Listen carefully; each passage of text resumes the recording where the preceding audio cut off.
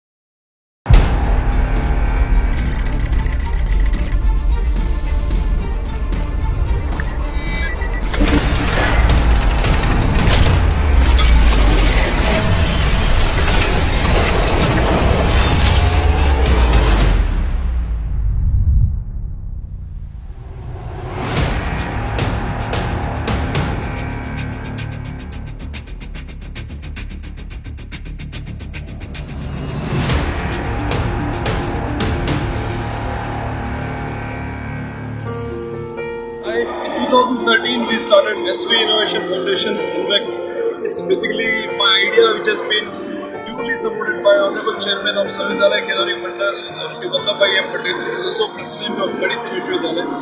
And after immediately Diwali vacation, he called me and said, you float SV Innovation Foundation as soon as possible. But we were mentoring and giving project assistance for the years to the students for doing several projects.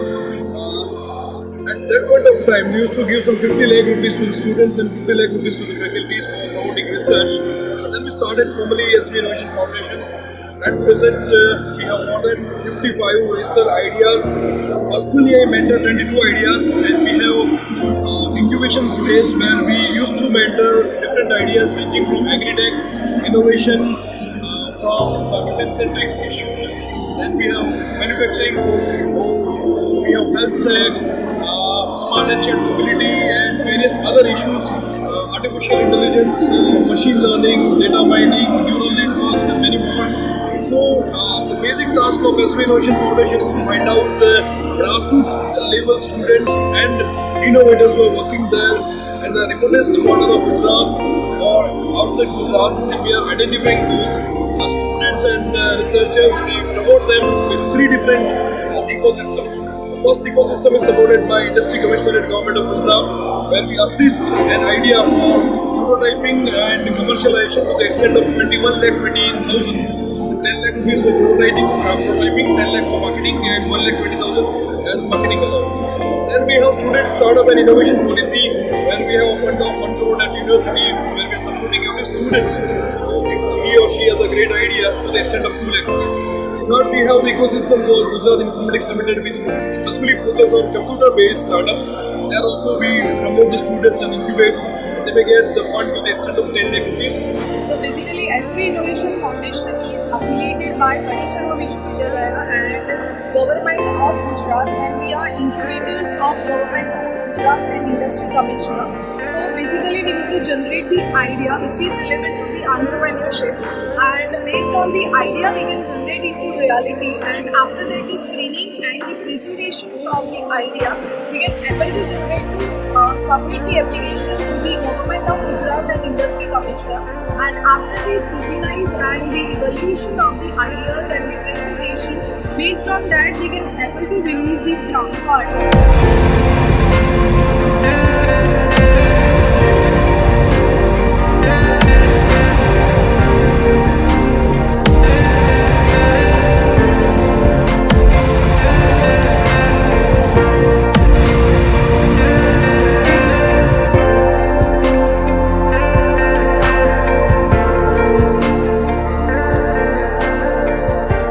We try hard for getting some more funds from Niti Aayog and DST. We want to run SV Innovation Foundation at present probably we are 5-year-old incubation center. In time to come, we will scale up this and we reach to the extent of 100 crore rupee projects and ideas who are in the process. So, as CEO of SV Innovation Foundation, I welcome those aspiring researchers, innovators, or scientists who want to commercialize our technology. Thank you for listening.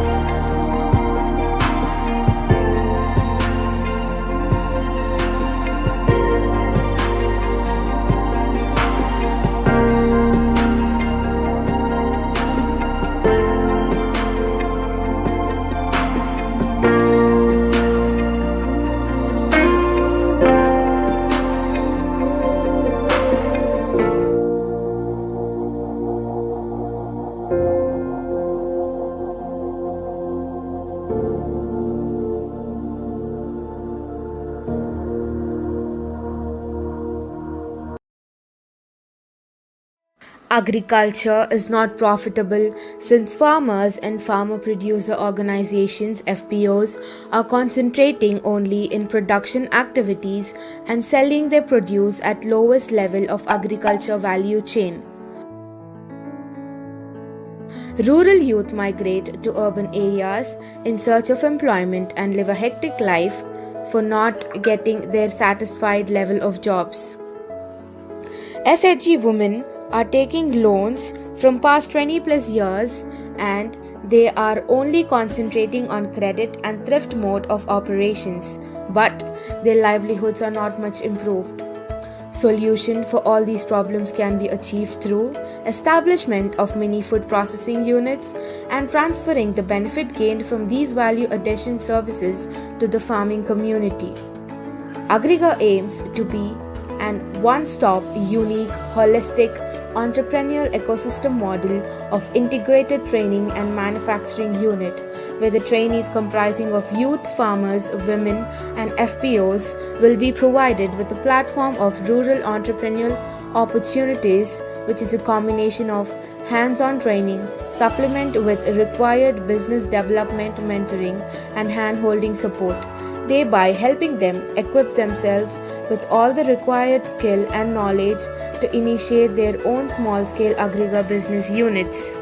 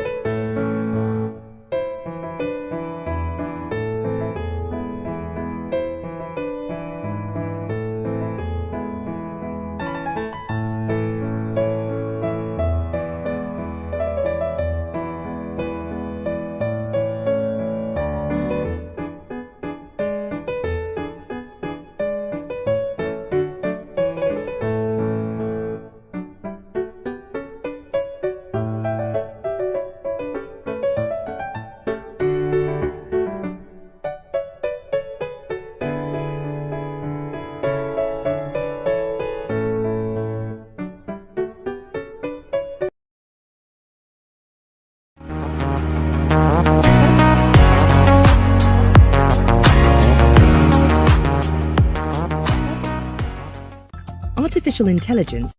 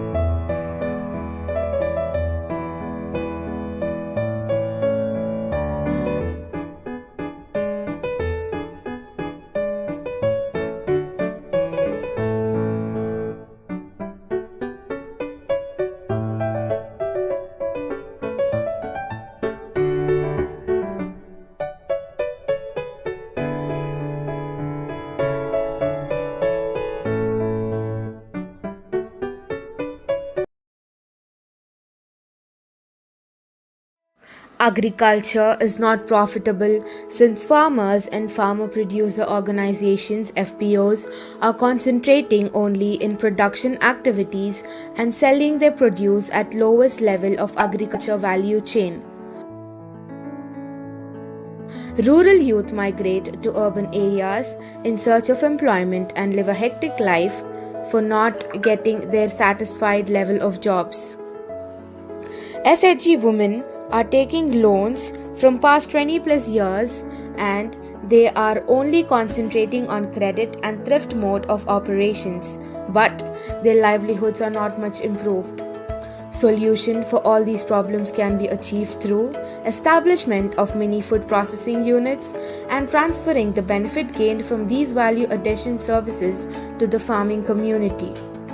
Agriga aims to be an one-stop, unique, holistic, entrepreneurial ecosystem model of integrated training and manufacturing unit, where the trainees comprising of youth, farmers, women, and FPOs will be provided with a platform of rural entrepreneurial opportunities, which is a combination of hands-on training, supplement with required business development mentoring and hand-holding support, thereby helping them equip themselves with all the required skill and knowledge to initiate their own small-scale Agriga business units.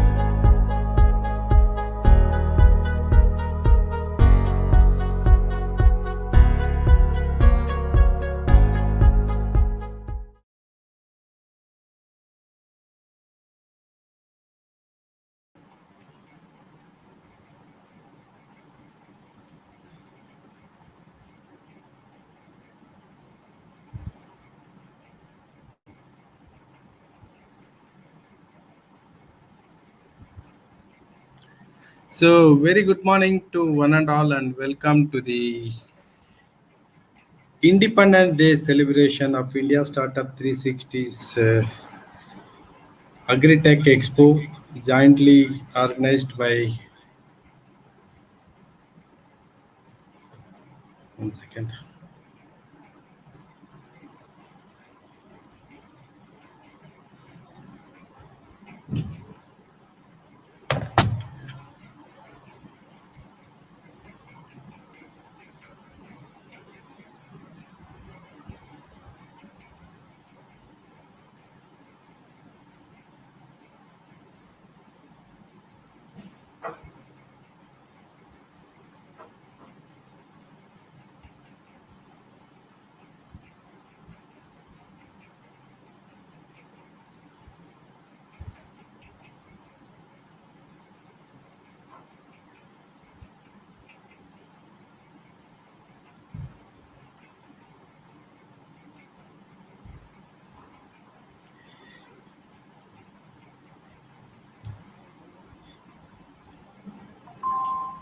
Yeah, very good morning and welcome to India Startup 360's Agritech Expo, jointly organized by First World Community.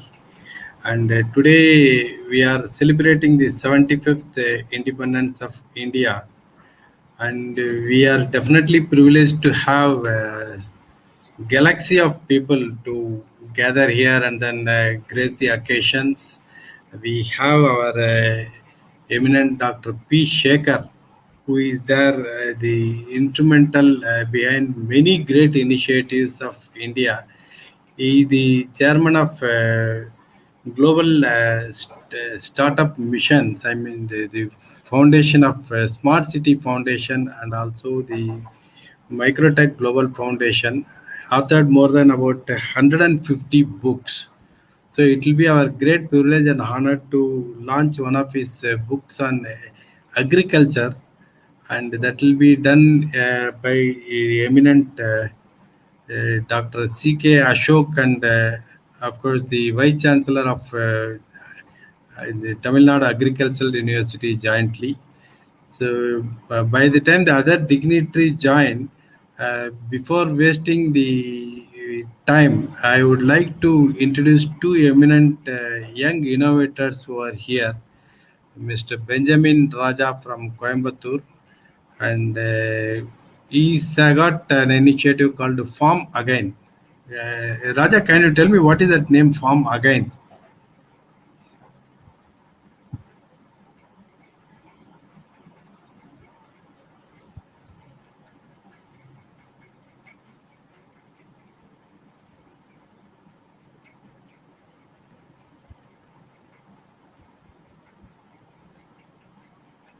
Okay, okay. And we have another young scientist, Mr. Balaji Vardhan.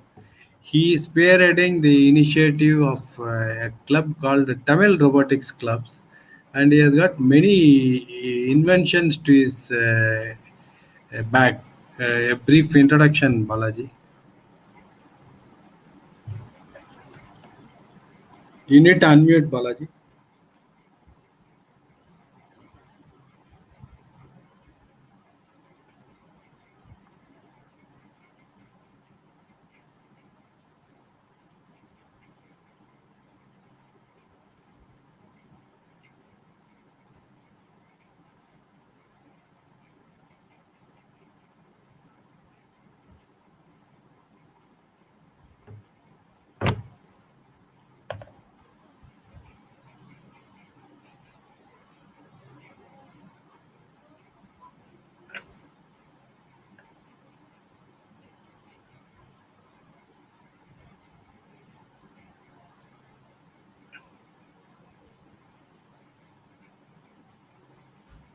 Be their own innovator of their own project. So they'll have a lot of scope for the innovations happening. So currently, I'm focusing on bringing this technology into agriculture, like pesticide spraying drone, which is vastly applicable only in Western countries or South Asian countries. So I'm working on a cost-effective formula, so this can be reached to all the farmers within India, within our nation, which will indirectly affect their our national economy. And second one is about the smart farming system, which is close to Benjamin's SaaS model. So again, that is again working with a lot of sensors, so which will bring an impact for the proper cultivation and crop building facility.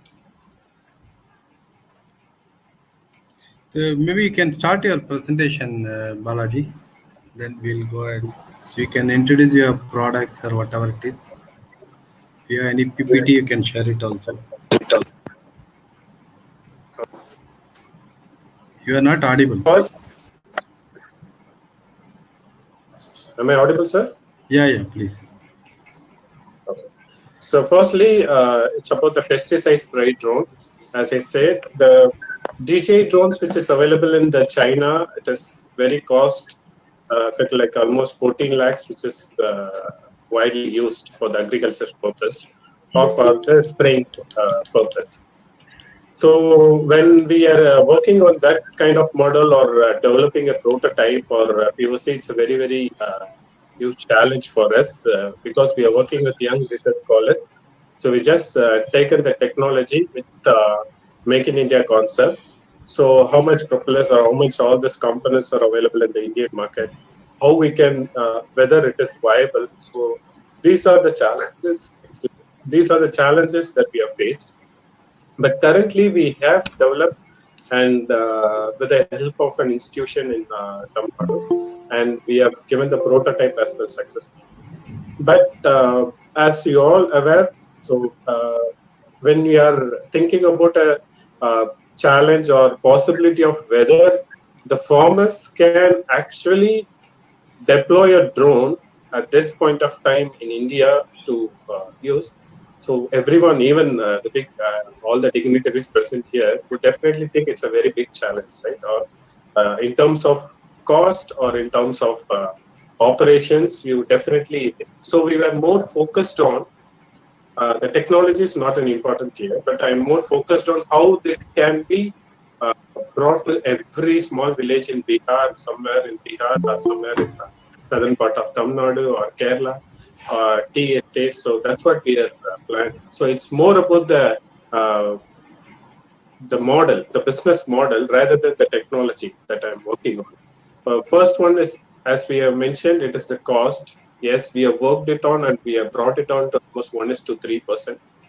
And how this farmers can definitely think this. So my idea is, instead of selling this product or instead of taking this technology, taking this 5-liter spraying drone and selling it to the market, which is definitely a huge task. But my idea is to develop a service hub center or a rental hub center in each of the every cooperative society, agriculture society present within our nation, or closest to that particular zone, so that every farmer, like when tractor has been introduced, when tractor was introduced to modern agriculture system, no one was very happy. I mean, not all the farmers were very happy and easily adopted to it. It took time from their manual traditional plowing method to the tractor system. Same with the harvesting machine. Like when, like couple of decades back, nobody were like, they were all scared about this manpower would be lost or so many things. But now every village is harvesting only with the help of harvesting machine. Similarly, my model or my passion is to take this drone technology, the specialized spraying drone, to be present in each closest zone of the cooperative society. The farmers, so whenever they wanted to do this pesticide spraying or in a spraying kind of facility, so they would easily call us or dial us, or with a app, with the help of an app, they'll book our service, so that our pilots or our engineers would go to the service and they will do the manual piloting or the automated piloting for them, and then they'll be back to that hub. So this is one of the USP that I'm working on, which is in the prototype level now. We have tested it at the prototype with the 2 liters of drone. So what are the USPs or what are the unique If you have any benefits to this? images or videos or PPT, you can share it, Balaji. Yes, I have actually, unfortunately, I'm logged in from my mobile now. So You if can someone still can assist present me it. with, yeah, I'll try. I'll try. Just Let me try.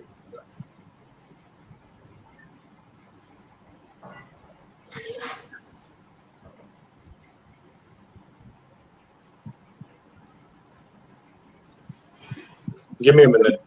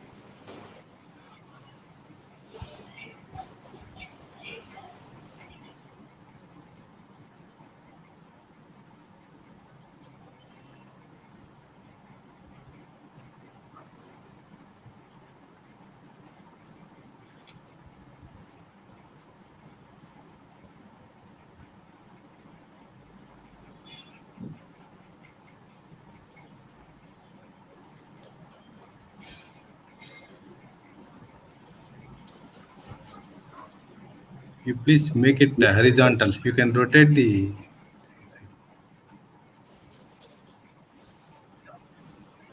Is it visible, sir? It is visible. If you want, you can make it as a horizontal one. Yes.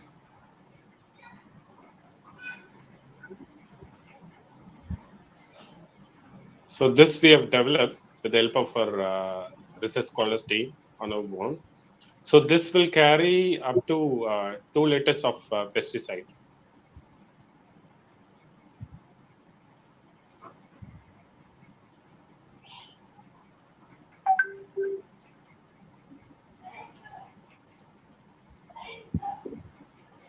So this technology is now currently in most of the South Asian countries, especially China, they've completely adopted, or Malaysia and Philippines at all. Even in India, I'm not the first person to develop this, but as I said, we are much focused on taking this technology to everyone rather than staying. I mean, retaining this innovation to some company or some individual. I'm working more on the business model, so this can reach every farmer or every end customer.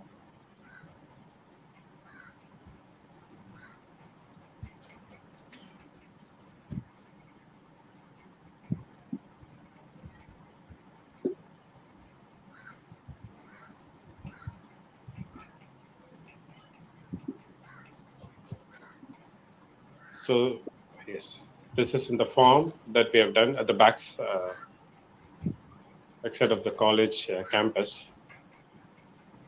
So this for either for crop cultivation like tea, or even it might be a sugarcane, the altitude of almost 6 to 8 meter. I mean 6 to 8 feet and all. So the uniform spray will be done, and there is a survey or there is a census saying there are many farmers' life lost during this pesticide spraying through manually, and also they are allergic to many skin and eye related disease over the period of time for the farmers. So this method will mainly address these two issues, and also the spray will be very uniform.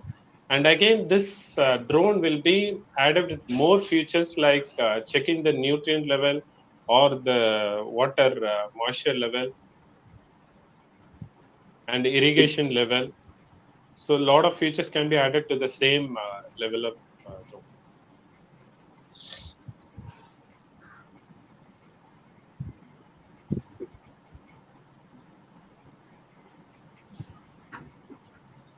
So this can be worked as increasing the runtime and also increasing the payload capacity. Up to 25 liters we are working on, but that can be gradually is from 2 liters, 5 liters to up to 25 liters.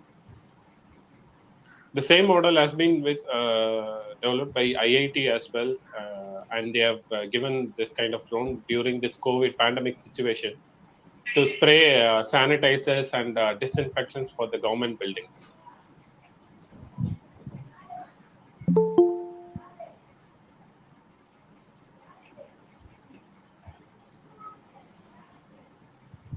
What about the power backup? How much time it can fly, basically?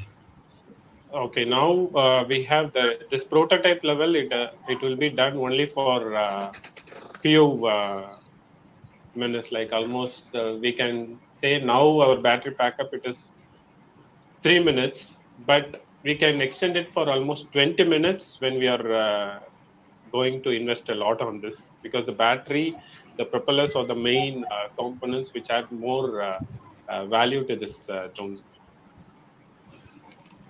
Okay, very good.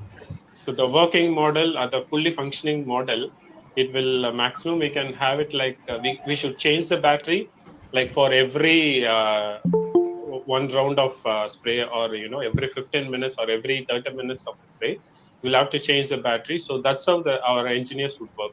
That's how the service team that we are planning it on. So they will be equipped, they'll go to the farm with such kind of facilities. So the farmers don't have to have awareness on learning this technology. They all have to do is to adopt to this technology. So that's my motto. Is there any possibility that you program it in such a way, like any CNC machine or something like that? Okay, you can travel this much of length and breadth in a particular time or something like that. A little amount of automation is done because now you are navigating with the help of your remote control. So there is Yes, always a possibility of automation. any, yeah. So is there any Yes, possibility? Are you working in that yes, yes. direction? Yes, we are working in the automation level as well, because this is a manual. As we have mentioned, this is a prototype. But what we are thinking about is developing a fully automated drone with satellite and GPS system. So we'll have to map the farm. For example, like the one more biggest challenge in our Indian farming system is the lands are widely dispersed. For example, a landowner would be having hectares of land. Similarly, the next neighbor, the next landowner would have a small piece of land. So these are the challenges. If someone is seeing the drone flying in their own farm, nearby to the farm, there is a threat that it will project it in a different way. So what we are planning is the automated drone, and there are few regulations that compliances to be followed when it comes to drone. So to answer your question, sir, yes, we are working on fully the automated drone, but the cost and the production of that it will be very huge when compared to this prototype. See, when But it there is a comes to the question possibility. of innovation, you need not be skeptical or bother about the cost aspect. So don't ever But try we have the to price it technology, at a lower techno cost. You know, okay, at 10,000 rupees I want to offer or something. Need not be the case. Once when you develop right? the prototype, then the cost minimization can always be worked out when you go for the mass production or something like that. This is my I humble opinion.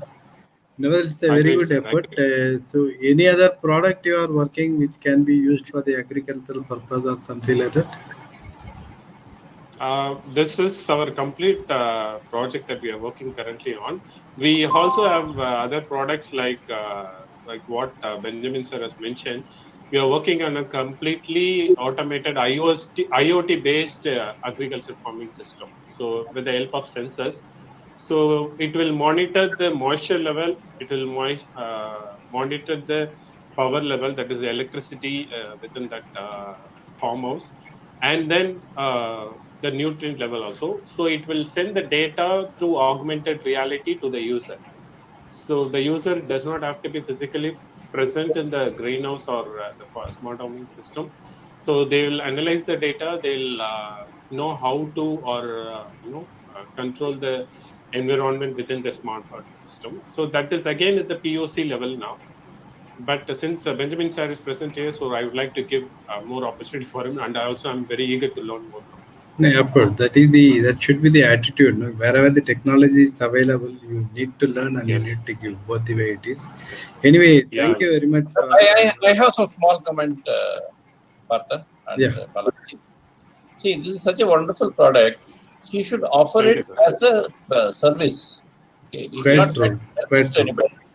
You should take a full region. Suppose you take a region of 100 square kilometers. Since you have got a GPS system, you have mapped it out. So that even if there are two, people who don't like each other, they may not both like, mind giving you or your distributor the right to service, because you know better. You know which cultivation will have what sort of deliverables, what sort of spray you got to give, how you have to give. Once you do that, you have a wonderful market, not only in India, outside India, and like you said, there are many who are doing it. There's nothing rocket science about it today, but this is a rocket science.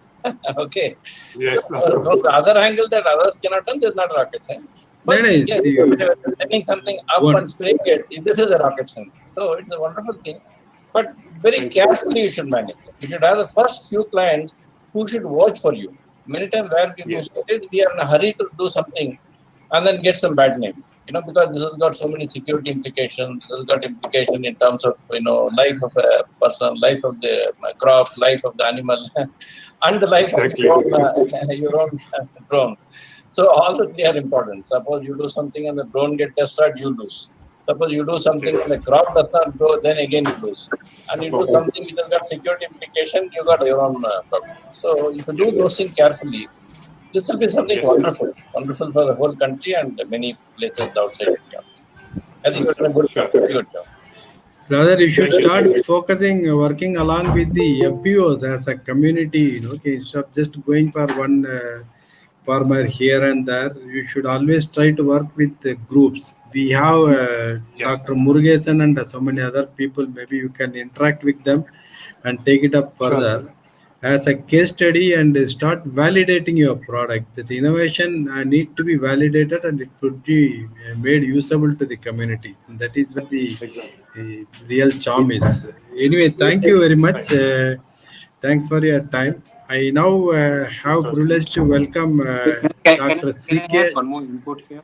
No, we'll have the session because our dignitaries have arrived. We'll just so I take pleasure in welcome Dr. CK Ashok Kumar and Dr. Dhyaneshwar Bagchure. So can you please unmute your cameras and come online, Dr. Bagchure?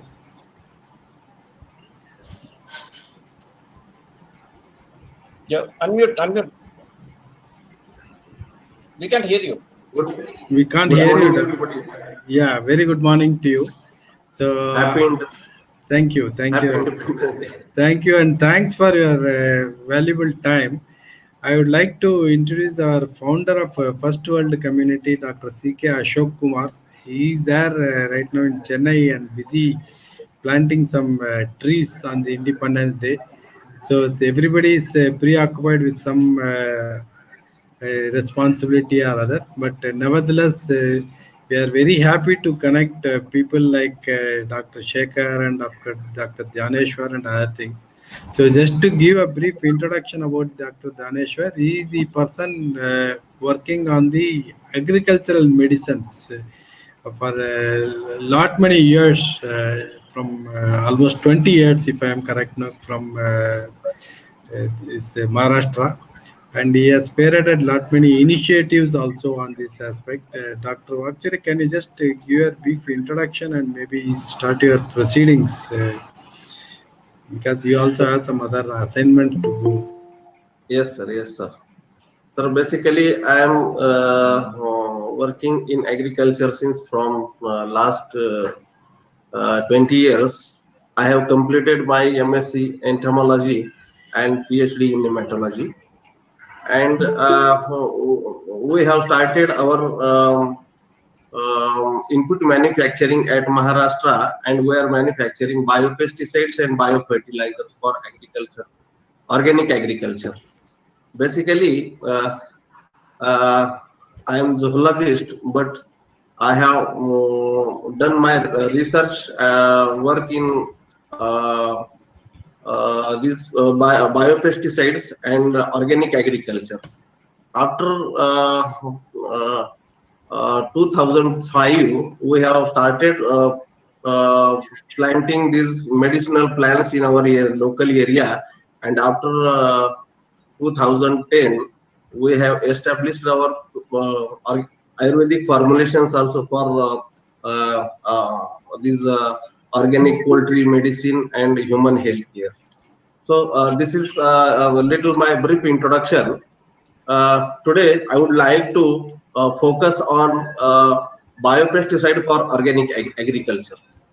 Basically, India is an organic-based country, and biopesticides is the main input which is used for organic agriculture since last 20 years. Before that, before biopesticides, farmers are using cow dung and cow urine and like this practices. But after the big research in this field, biopesticide come into the picture, and they are playing a great role in organic agriculture. Actually, many people they are doesn't know what exactly the biopesticides. So biopesticides are inoculum-based formulation that controls pests and diseases organically. And these biopesticides have basic three formulations, that is fungi-based formulation, bacterial formulations, and viral-based formulations. So in fungi-based formulations, basically Trichoderma viridi, Verticillium lecani, Metarhizium anisopili, Ampelomyces pisqualis, and Beauveria bassiana is the main these biopesticides. Few of the biopesticides, they are entomopathogens, means they are causing harm to specific insects. That's why they are called as entomopathogens, and they are very particular and very species specific. They are not harming the environment. Likewise, in case of bacterial biopesticides, Bacillus thuringiensis, you must heard about the BT cotton. This is because of this Bacillus thuringiensis. And Bacillus subtilis is another bacteria that is useful in fungi-based and bacterial blight, which is occurred in pomegranate since last 15 years. And this biopesticide is working very effectively. And another biopesticide is Pseudomonas fluorescens and Bacillus spermus. Bacillus spermus is the entomopathogen. It controls nematodes, basically. And virus-based biopesticide that include HNPV, SNPV. Means Spodoptera is the main pest in India, and Helicoverpa is main pest in cotton. And these two pesticides, that is virus-based pesticides, playing a big role in this organic sector, and they are very safe and species specific. Basically, each and every biopesticide is species specific. That's why their mode of action do not harm another beneficial microorganism, another beneficial things which are present in the ecosystem. These biopesticides are eco-friendly and residue-free. Unlike that chemical pesticides, they leave residue and that harms the human and his domestic environment. So these biopesticides are residue-free, and these are alternative to synthetic pesticides. If these biopesticides used in primary stage, initial stage, they can reduce the synthetic pesticide load in the environment and basically in the crop. These biopesticides are very cost effective and easy to operate, easy to handle. So these are some important benefits of these biopesticides. these are multi-beneficiary for crop production, multiple beneficiary for crop production, and that are useful in managing these ecological balances. And that is about brief about biopesticides. Apart from this, our group is manufacturing Ayurvedic medicines. Recently, we have established two products, Protec and Cafex. That two products are used as a antiviral for this COVID-19, and Cafex is for reducing symptoms caused due to COVID-19. And we have published a patent with the help of University of Mumbai, and recently we are working on these Ayurvedic human medicines, and we have saved about 2 lakh people's livelihood in this COVID second wave in Maharashtra. So this is about little work we have done in this sector, and I really thankful to Dr. P. Shekhar, Dr. Ashok Kumarji for arranging this today's conference and talk for knowing what is going on in agriculture sector. And I say that this sector can be the future big sector of this organic agriculture. Today even our PM focused on organic agriculture and small lively marginal farm. They are thinking for marginal farmers. So this organic sector and these biopesticides are helpful for uplifting these farmers from their to enhance their economy. So this is about my work. Thank you.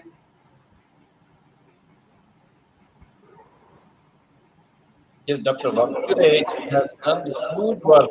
Just to give a little bit more introduction, he has done huge work in agro-medicine. In both, he has got more than maybe about 50 or so good product, and he has got a lot of international rewards, which he has to capitalize. And he is working from Nasik, which is a green place from Maharashtra. Maharashtra, most of the food comes from Nasik, and that's what he's working from. And he's also having the blessing of Shirdi. So Shirdi is the place where the actual location which he's operating from. Best wishes to him, and I hope others also will benefit from the good work he's doing. Thank you.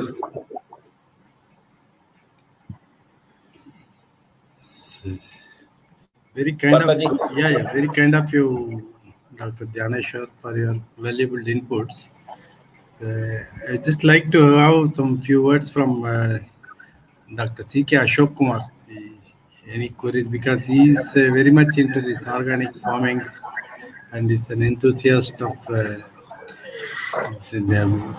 agri medicines as well. I don't know. He's also driving somewhere. Maybe he's lost his connection. Anyway, thanks for your valuable time and your He's come back. Dr. Ashok has come back. Hello? Yeah, Dr. Ashok is there. Dr. Ashok? He came and then again he dropped. That's what he said. My signal is weak. I think it is quite a wonderful session on biopesticide. So please go ahead, Partha. My signal is weak. I will join you shortly. Okay. So kind of you. So to continue with the proceedings, we have Mr. Benjamin Raja, who is here to showcase his innovations on this IoT and other technologies. So, Benjamin, can you come live? Yes. So you can start your presentations, please. Okay, thank you, Mr. Pata. So good morning, everybody, and I'm really happy to be able to present on this Independence Day. I'll share my presentation right now.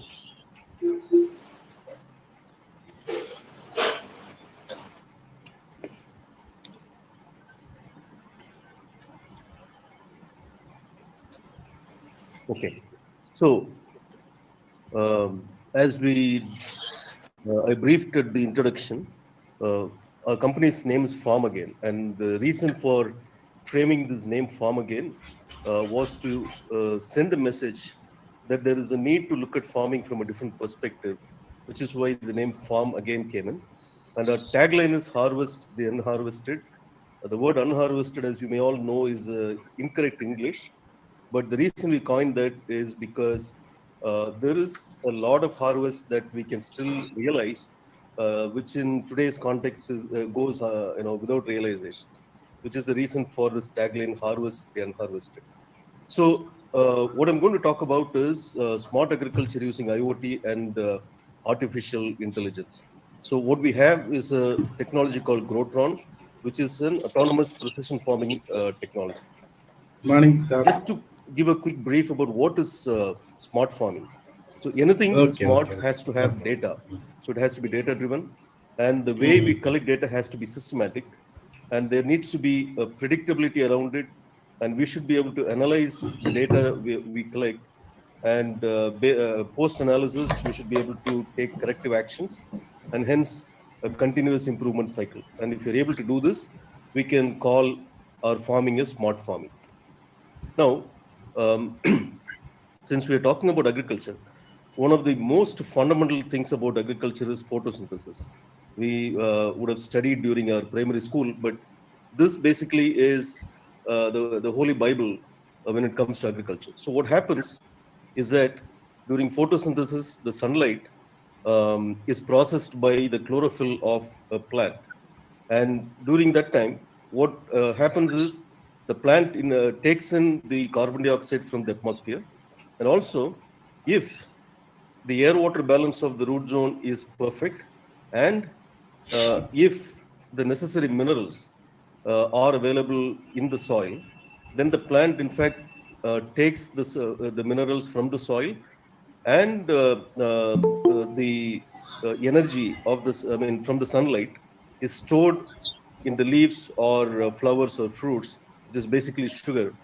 And if you look at the table on the right side, are the 16 elements that the plants require, and there is a composition as published by the Wageningen University of Netherlands.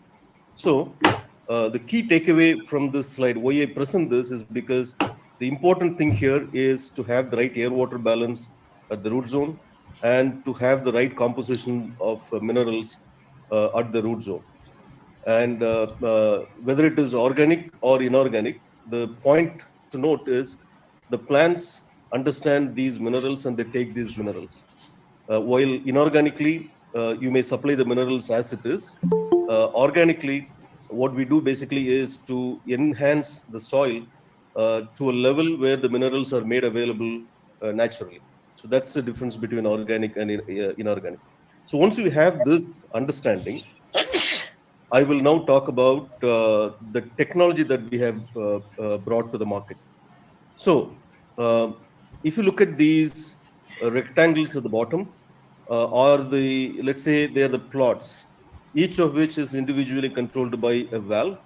And what we do is we implant necessary sensors, which could be soil moisture, soil temperature, the EC, especially when we cultivate with coco peat, and pH.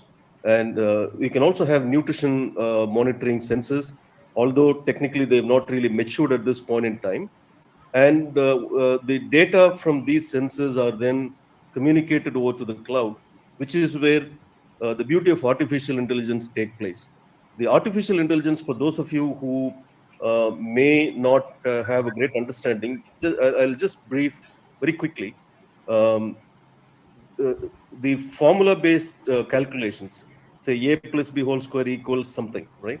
So that is written on stone, and there is, I mean, anyone applying the formula will get the same result. But when the environmental factors are so different, varying, like in agriculture, the soil type could be different from farm to farm, the temperature could be different, the evaporation loss at a place could be different from another, the transpiration loss could be different. So the combinations of parameters are highly variant. Therefore, what artificial intelligence can do is can work on unknown conditions that has not been addressed before with a greater level of accuracy. While it may not have the same accuracy of working on a formula, it could still have an accuracy which is very close, and over a period of time, it'll become mature on its own. So, in our case, what it can do is a couple of things. One, when it comes to the root zones air water balance, over a period of a month to two from the time of installation in the farm, it'll perfectly get the right air water balance of that soil and ensure that it is maintained at all times. Similarly, nutrition, based on what nutrition works well, where the harvest is more, the system has the ability to auto adjust even the fertilizer inputs. And if it is a protected structure, what is very important is to make sure the climatic condition inside is really maintained optimally. Temperature, humidity, and even carbon dioxide. So our system has the ability to mature the level of temperature and humidity maintained in the farm over a period of time. Again, it's about a month to two to absolutely mature from the time of installation. And the Grotron as a system has the ability to even close or open the curtain based on the sun intensity, inject carbon dioxide when the carbon dioxide goes low. Hello? As you recall from the Professor. previous slide, carbon dioxide is one of the Okay, vital okay. The presentation essentials for the photosynthesis to successfully take place. Therefore, carbon dioxide injection is a vital part. And the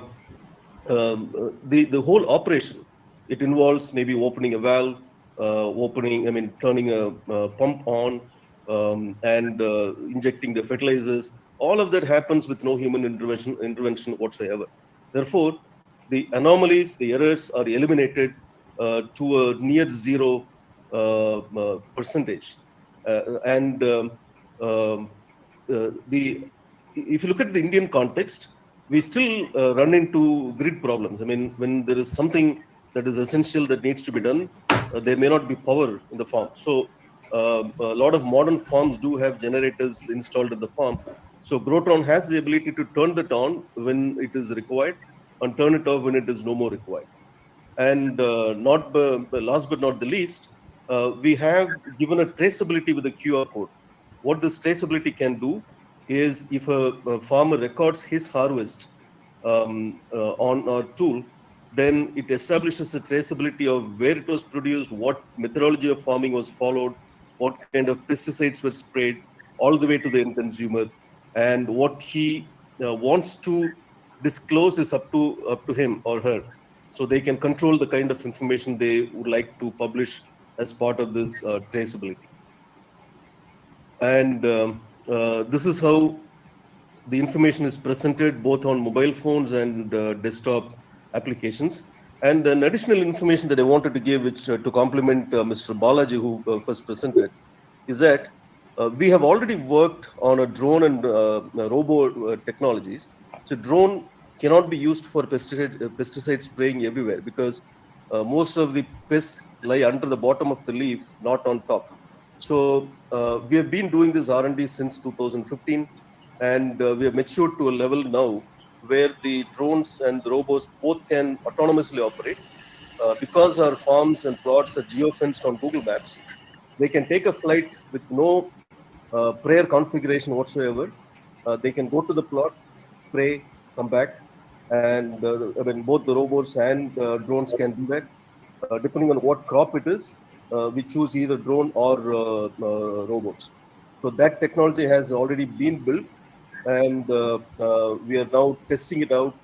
It can fly. The robots, the drones can fly for nearly 30 minutes at the moment, and the robots can work for nearly 2 hours before refueling. So the reason I'm showing this app is to indicate that the level of information that we get from a farm, and again, no data is entered by anybody. These are all the data that comes straight from the sensors, therefore highly reliable. And as a fundamental of smart farming, this data can be analyzed sometime in the future for a higher level of optimization. And these are some of the pictures. So this is how the device looks in a farm. So you can see this is a sugarcane farm and tomato, vegetable, coconut, so on and so forth. And I'm not going into the details of this, but this is just to indicate the kind of information, the level of information you can get about a farm, the minute level. I mean, very similar to any industrial automation, right?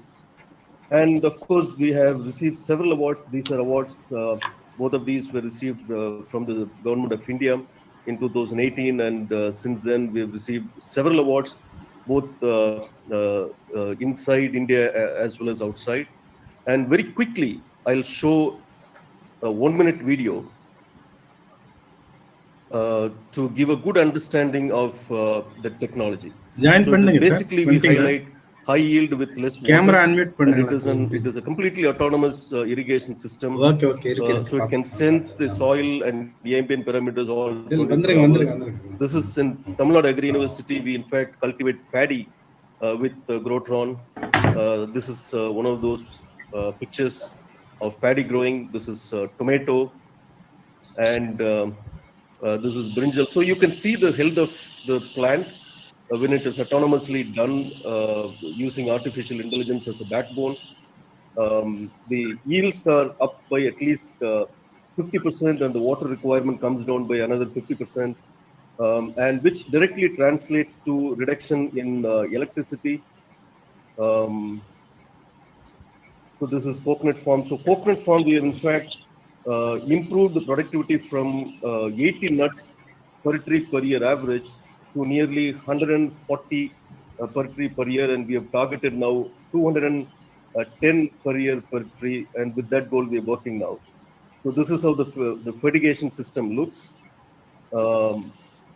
And this is again the Tamil Nadu Agri University trial field where Grotron works in producing paddy. So that's my presentation. Thanks much for the time. And over to Mr. Pata. Yeah, thank you very much, Benjamin, for your wonderful inputs. In fact, even the photos, they themselves look much pretty, and it is, and it is definitely, I would say, an intelligent farming rather than an artificial intelligent farming. So, without wasting much time, I would like to invite our chief guest of the day, Dr. N. Kumar, from the Vice Chancellor, Honorable Vice Chancellor of Tamil Nadu Agricultural University. He has just joined us. So, Dr. Kumar, can you unmute your camera, please? Dr. Rajamani, can you assist him?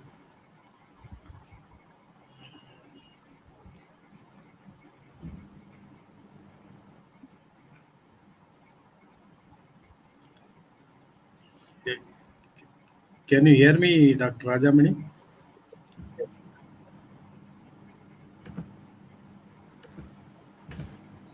Unmuted.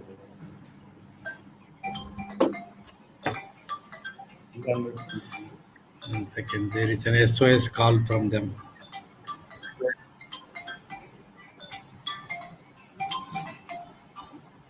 Yes, sir. Sir video அங்கே நீங்கள் master இல்லையே, நாங்கள் ஒன்றுமே பண்ணல. நாங்கள் ஒன்றுமே பண்ணல.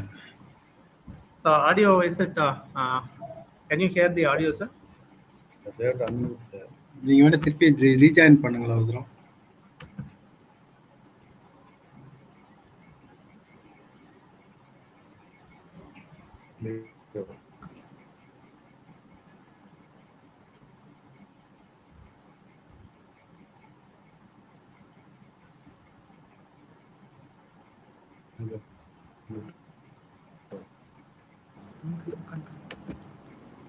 Turn on camera. Control 4 board. Hello. Control C.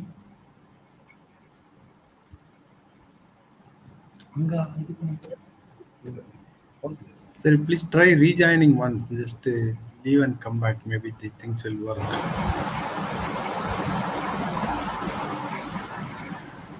இந்த சவுண்டு கூட வரல.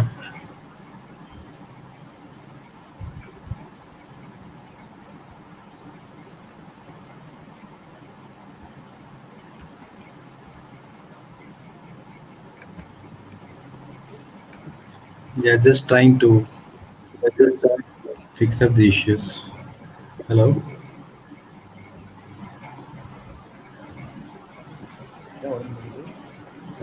Sir, is it audible? Can you hear our voice? Hello? Yes, we can.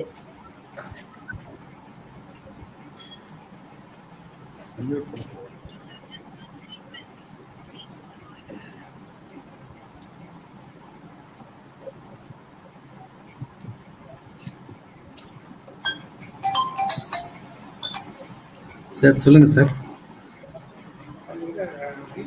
Hello.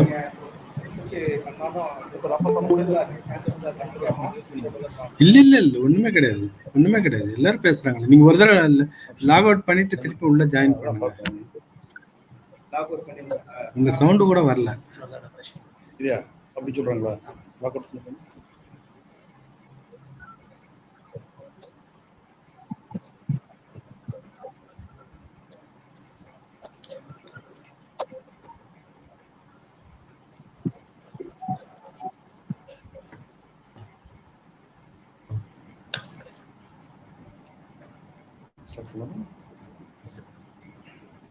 Good morning to all of you. Yeah, good morning. Good morning and welcome, Dr. Kumar. Thank you. I'm sorry for the inconveniences. It happens at times. Yeah. So, we welcome heartily Dr. N. Kumar, Honorable Vice Chancellor of Tamil Nadu Agricultural University. And he is here, of course, on this happiest occasion to launch the book of... Hello. Yeah, Dr. CK, we would like to welcome the chief guest. Welcome, Dr. Kumar, Ashok Kumar of the India Vetiver Network. So happy to be here. It's an honor for us. So you are going to launch the book. We are happy, sir. Welcome. Yeah, thank you. Yeah. So, Dr. Kumar, with your permission, I would just like to introduce Dr. P. Shekhar. Yeah. In fact, Dr. P. Shekhar is the chairman of Global Startup Smart City Panel, and also is the chairman of Microtech Global Foundation. He has authored more than about 120 books so far today on the national growth, and he is also the chairman of advisory boards of international chambers and associations. In fact, once the Ford magazine fondly called him as inventively pleasant. So that is his quality, I would say. So without spending much time, I would like Dr. P. Shekhar to come and give a small presentation on his book about the secured growth, secured agriculture and engine for techno-economic growth. Over to you, Dr. Shekhar, please. Yeah, thank you so much. Today I will, 1 minute. Can you run the thing? You need to give me 2 minutes. Yeah. So, I'll be able to talk more freely. Thank you, Dr. Kumar and Dr. Ashok Kumar. There are 2 Kumars, of course. So nice to, Kumar means very young. Okay. So I always say that we are the youngest country, 75-year-old, but the oldest civilization. We are a 10,000-year-old civilization, but youngest country. And as a young country, we have a lot of things to learn. We have a lot of things to grow because the expectations from the world, from India, is very, very, very, very high. If you go to any part of the world, India is the only country in which you have a small cricket match or a film release, it will be houseful any part of the world.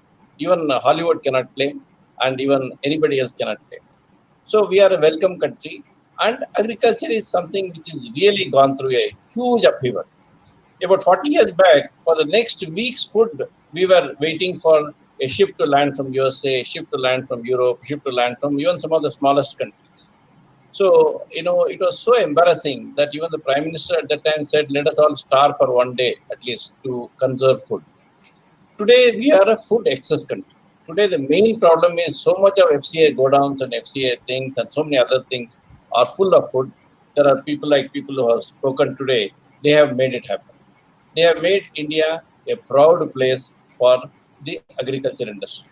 But we have a lot of things to grow, a lot of things to do. What are the lot of things for? So I'm just going through even some portion which may come on the slide if it is presented. So because we have got every year a challenging task. We have 20 million new Indians going to come. That means we have to feed 20 million new Indians every year, 20 million extra Indians. And we have also to get them the job. We have also to get them the way forward. For that is our responsibility. That means imagine, spread over 10 years, we are going to be 200 million people more, 20 million multiplied by 10 years. So this is an upheaval task. But what we have done, I work on a concept called secure governance. In that, I'm just working on it 200 years of prosperity for Indians, okay, for the globe as such and Indians in particular. What are the things we should do, how we should plan, what we should do on a micro level, what we should do on a macro level, what we should do on a policy level. These are all things which I do in the secure governance. Agriculture forms in the top 5 bracket, along with infrastructure, along with education, and one or two more points are there. So that being the case, yes, this is the presentation. This is a long presentation, but I will present in about another 8 minutes. So I will not go through all the slides. This says that our Partha is doing an excellent job. Dr. C.K. Ashok Kumar is doing an excellent job. Of course, our other people who have come as innovators, come as beneficiaries, come as people who are encouraging agriculture from an Indian point of view, and today from a global point of view. We are no more depending on the foreign food. We are now wanting to export. We are now wanting to tell the world that what we are doing, especially even I have got one more concept that India should be the food factory of the world. Because Indian foods are highly welcome anywhere. You go to Paris and see that whatever that there's some South Indian hotel there. And that he has got a board in Tamil, very strangely, in Paris. And it is houseful. And houseful with locals, not with Indians. So that is what is the brief of the food factory which we should do, which comes from the agri industry. Yes, please, next slide, please. I'll just go through very fast. Yes, this is the book we are going to mark, the one on the left side. The one on the right is like this. I have written more than 100 books on all aspects of economy, all sectors of economy, and all regions of economy. And of course, about 11, 12 of them are about foreign countries. I was invited to USA, UK, and all to write books on them. That also I have written. But 95% of the books are about India and how India can grow sectorially. And because if you don't combine various sectors, it not agriculture cannot grow by itself. That's why artificial intelligence people are sitting right here. People with IT, ICT are sitting right here. People with chemical background are sitting right here. People with organic background are sitting here. Because if we don't combine all, our prosperity will not be long lasting. Next slide, please. Yeah. Now, this is a very important slide because many people, when I'm saying complexity of India, India means we should know that we are 206 countries put together in terms of population. We are the second largest country. From bottom to top, if you see, our number comes of 1.35 billion people by combining 206 countries. So we got all the complexities of 206 countries in terms of management. People like the vice chancellor that are sitting, they will know that in their seat, there are so much of complex problems. We are a country with complex culture, complex religion, complex languages, you name it, and all we have got. Now, whether this is an advantage or disadvantage is something which we for us to do. I'm trying to make it, and many of us are, of course, trying to make it to be an advantage for us. We were having very highly disadvantage. As we all know, that we were 32% of the world economy. And when we got freedom 70 years back, we were only 2% of the world economy, or even less. And our average age was 27 years. Okay. Today it is 70 and plus. It is growing. We have added 850 million people from what we left us for 350 million people. So this 850 million people, to make them an asset, to make them a market, to make them a paying market is a challenge for every one of the decision makers, every one of this. We have got everything, even though we are generally projected as if we don't have land, we don't have money, we don't have water, we don't have anything. We got everything for next 200 years or more. Okay. So we should know that even as Indians, we, whatever place we live on, we are using only 0.45% of India. Okay, that means 99 point almost 55% is there to be there. Of course, here agricultural land is part of the 19%. Not that we are saying that place we can go and live, but where we actually live is only 0.55%. So we have got so many things to do. The next few slides I will just rush faster. Yeah, please next slide. Yeah, these are all competitive advantage. I will only make one sentence on each slide. That means, we are now tending to be at the top in many of the sectors, right? From pulses to milk to rice, everything. We are all now exporting. Our Indians are setting up factories in various other countries, and Indians are being welcome to come and sit from where we were, once crudely speaking beggars. We were all trying to take from outside world. Today we are trying to give, and we have a lot more to do, because when technology comes, there is going to be a huge sweeping change in the mindset, in the thinking, in the requirement, in the attitude, which agriculturalists have to take into their mindset. Yeah, please. Next slide, please. Yeah, this I will not go too much into detail. This is just the same continuity that in global we are expand. Next slide, please. Because time is short and we are all very keen to hear Dr. Kumar's. So I would now next few, this is just to show this will be available with Partha, and anybody can ask, because here I am trying to put a lot of facts, figures, policies, and the way the challenges can be taken. This is just to see that we are on a winning platform. Agriculture becomes the core. Agriculture today, almost 60% of Indians are agriculturists, and they become good. And we should also know that if this percentage will decrease drastically in another 10 years, okay, but they will be profitably or more profitably positioned. As you know, Tamil Nadu itself is famous, where a very fine high-tech IT company has been set up in a farmland, and it is successfully, serving. So those are all going to be the replacement industry once more automation takes place. Because without automation, we may not be able to give the quality, we may not be able to give the sustainability. So when the automation comes, obviously there will be repositioning, retraining, and when you do retraining, because Indians are so smart in their approach, because many times, even 40 years back when I did my MSc, many foreigners would come and say, oh, why didn't you come abroad? Why didn't you come abroad? I will ask him why.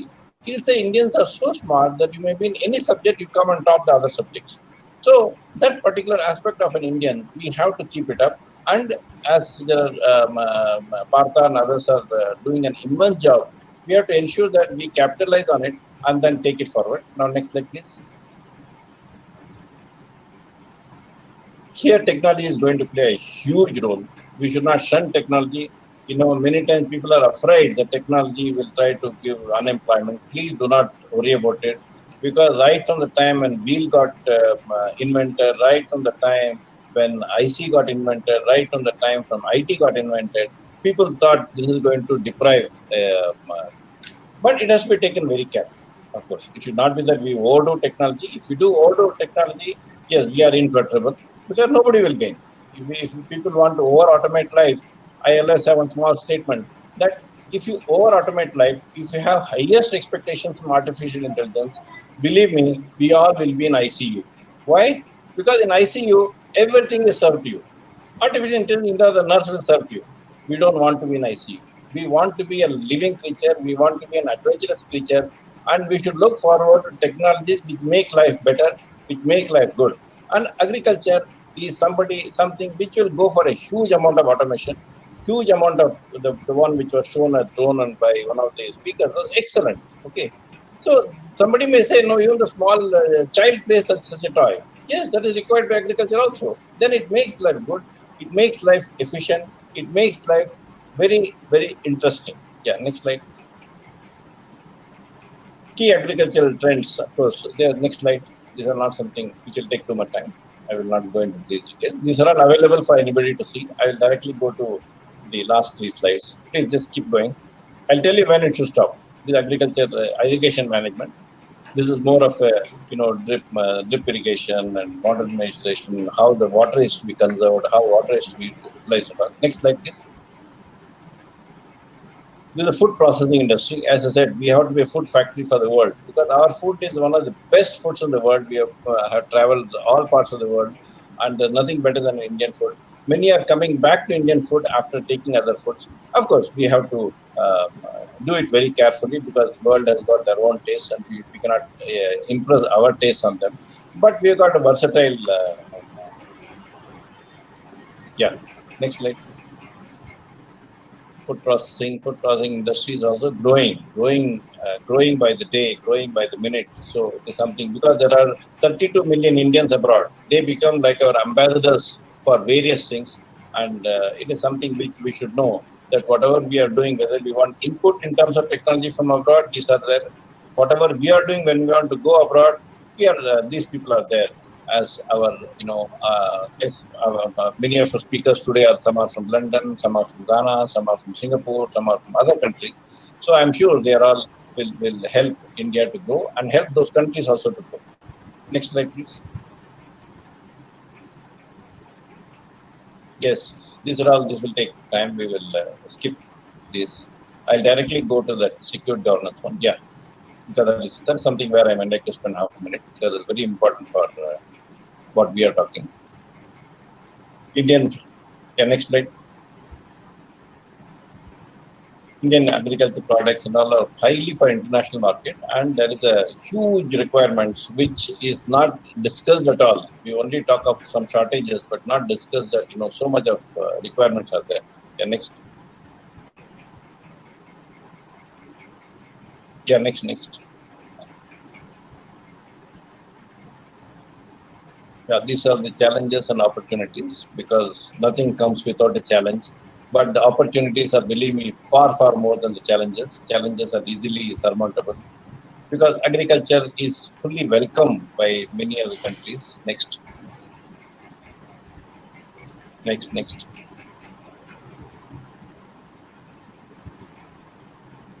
Yes, some of the government policies I have tried to document, which are all favoring with huge funding support. But without that also we can do. We need not have to depend on government support. Yeah, please, next. Next slide, please.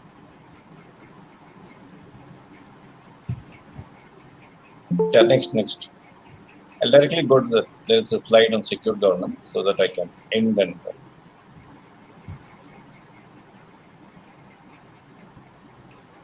next slide, please.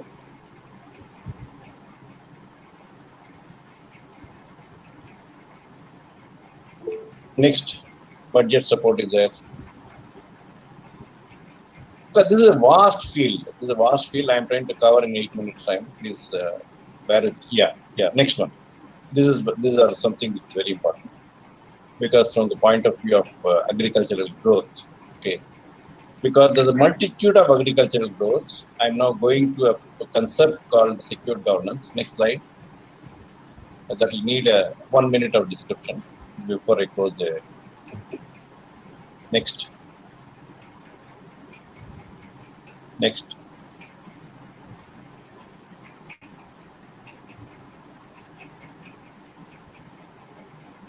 Next.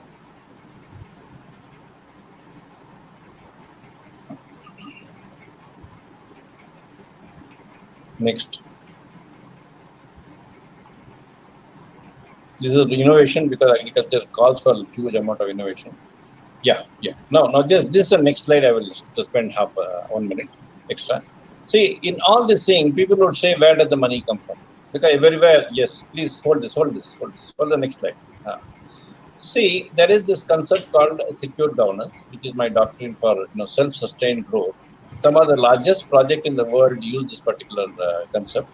This is by the value and valuation. Okay. Now, the moment an agriculture is there, today the land value is absolutely peanut compared to what you are calling as a city land value. That's what our own Vice Chancellor may have to listen to this more carefully because this is being done in Maharashtra in a very good way. Okay. So, once you convert this part of the land into any segment, without disturbing the farmers. We are mostly talking of wasteland. Okay, wasteland is near this land, they are of no use, and there you try to create a structure which will be for the agriculture people to have a self-sustained economy around their own region of work. Then there will be huge change in the valuation. Okay, secure governance principle works on the fact that through value valuation, your main growth will come almost free. Okay, to put it very crudely in a more understandable way, if you have a road, the moment the road is even conceived, values around the road go sky high. Today, no value is created for making the road. Road only goes by the toll, which has nothing to do with the value created by the road. And then in 20 years, you may get the cost of the road. Whereas when you see the value created, we have done a lot of people are doing PhD. Bombay University gives me every year 200 students to do research on this particular topic. We find that 3% of the additional value created is what the value of the main component. Suppose you have a 1,200 crore road, the value created by it is 3% of the value of the road. The same way, if you remove the word road and make a school, hospital, any sports auditorium, everything creates huge value. Okay, your own university, whatever it is, it would have created value, but the university itself would not have captured the value. Here, when you capture the value, there is money available. And there are international investors of the highest grade, they are waiting to fund India in this. This is called secure governance. Yes, next. Now I'm almost through. Yes, next.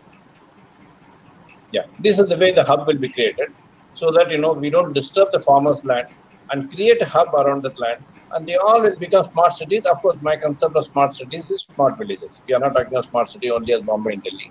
We are talking till the village level. And these are all today very well accepted, very well used in various forums. And these are all, there should be second to none in terms of technology, but technology needed by the center. Yeah. Next. I'm through.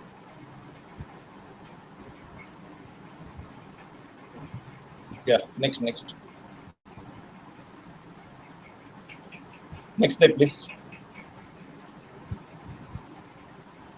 Yeah.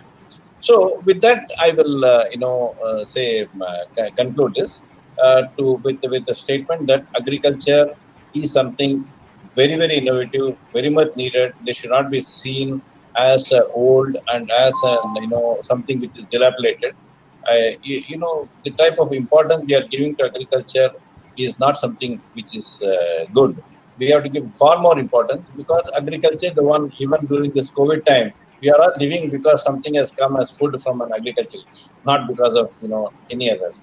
So it has to have its own way, and this is the blueprint. The book which I have written is a blueprint for the growth of agriculture sector to make it one of the most prominent sector, most respectful sectors. Agriculturists cannot be considered as something which is devoid of the respect which an IT professional governs, and they all should also have their own way of growth. And it is a multitude of sectors has to combine for the growth of agriculture. Thank you so much, and with that I hand it back to Partha. Thank you very much, Dr. P. Shekhar. In the channel, can we have that slide again, that book?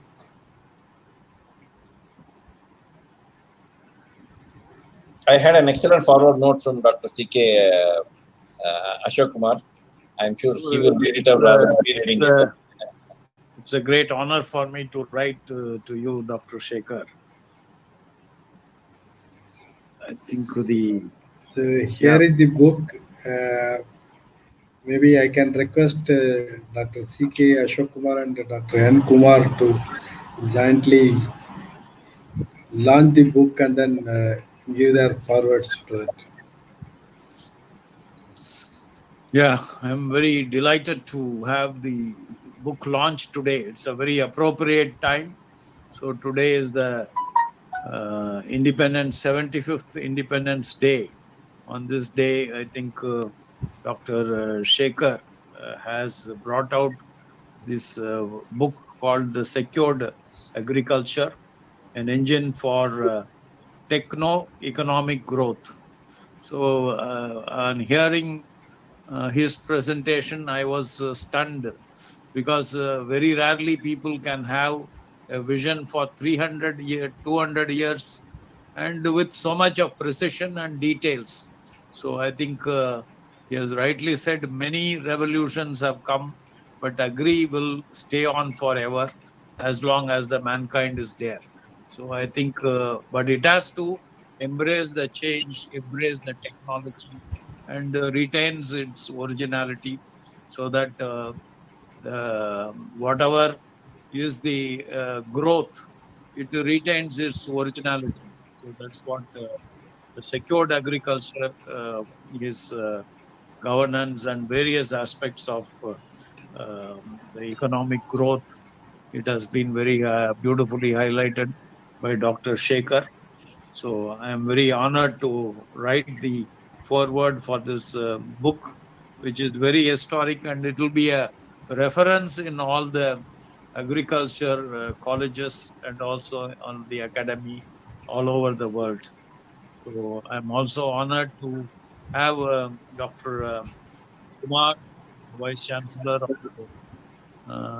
TNAU, Tamil Nadu Agriculture University, the premier university of India. I think it is the oldest one when the British have come into this country, and it has more than 1,000 acres of. And the research of TNAU is the mother of research for many universities across the world, not only in India. I think many countries have come and learned many projects and technologies from TNAU, and that way TNAU stands first among the Indian universities for the research and the pioneering efforts they have done.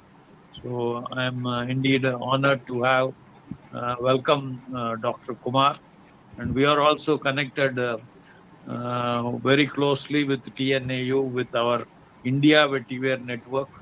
We have done a couple of projects and workshops in TNAU. We intend to do more workshops spreading the message what a small class can do to for the environment, for the protection of soil, water, and air. So I think TNAU has supported in a big way to attract the global communities. We are really happy to that Partha has brought in all the dignitaries and eminent personalities on the third day of the Agritech. I wish all my independence greetings to all of you, and I will say conclude saying that agriculture is the soul of India, and we will put all our efforts to revive the agrarian economy. Thank you very much. Thank you. Thank you, Dr. C.K. Ashok Kumar. And may I now request Honorable Vice Chancellor Dr. N. Kumar to give his keynote address and take the proceedings further. Over to you, Dr. Thank you. Good morning to all of you.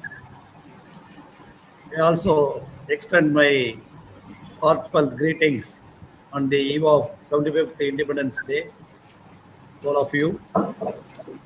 I'm happy to take part in today's launching program of the First World Communities Agritech Expo, which is being organized by Mr. Parthasadri, founder and CEO of Startup 360. I am also grateful to the CEO for inviting me to this program. I welcome the guest of honor, Dr. C.K. Ashok Kumar, founder First World Community, and also for his nice words about our connectivity in terms of vetiver, World Vetiver program, which we had, I think, a couple of years back. I'm also getting this privilege to be the chief guest of this for this expo and to release one great publication by Dr. P. Shekhar, who is one of the pioneering microtechnologists in India and currently spearheading the Microtech Global Foundation and Micro Jai Kisan for remote management of irrigation water which is helping numerous farmers in India. In fact, his new publications on secured agriculture, an engine for techno-economic growth, would be of another milestone in this career. In fact, his talk, though it is very rapid and rushing through because of the want of time, very informative. At this juncture, I would like to record that our country's food production has gone up from 1960s nearly 6 times, and our food production nearly 10 times. It's all because of the hard work of our policy makers, hard work of our farmers, and also the technology is by the various ICR as well as state agriculture universities. And our Dr. Shekhar was also making a mention about the food factory. So this food is becoming like technology based and also like an industry.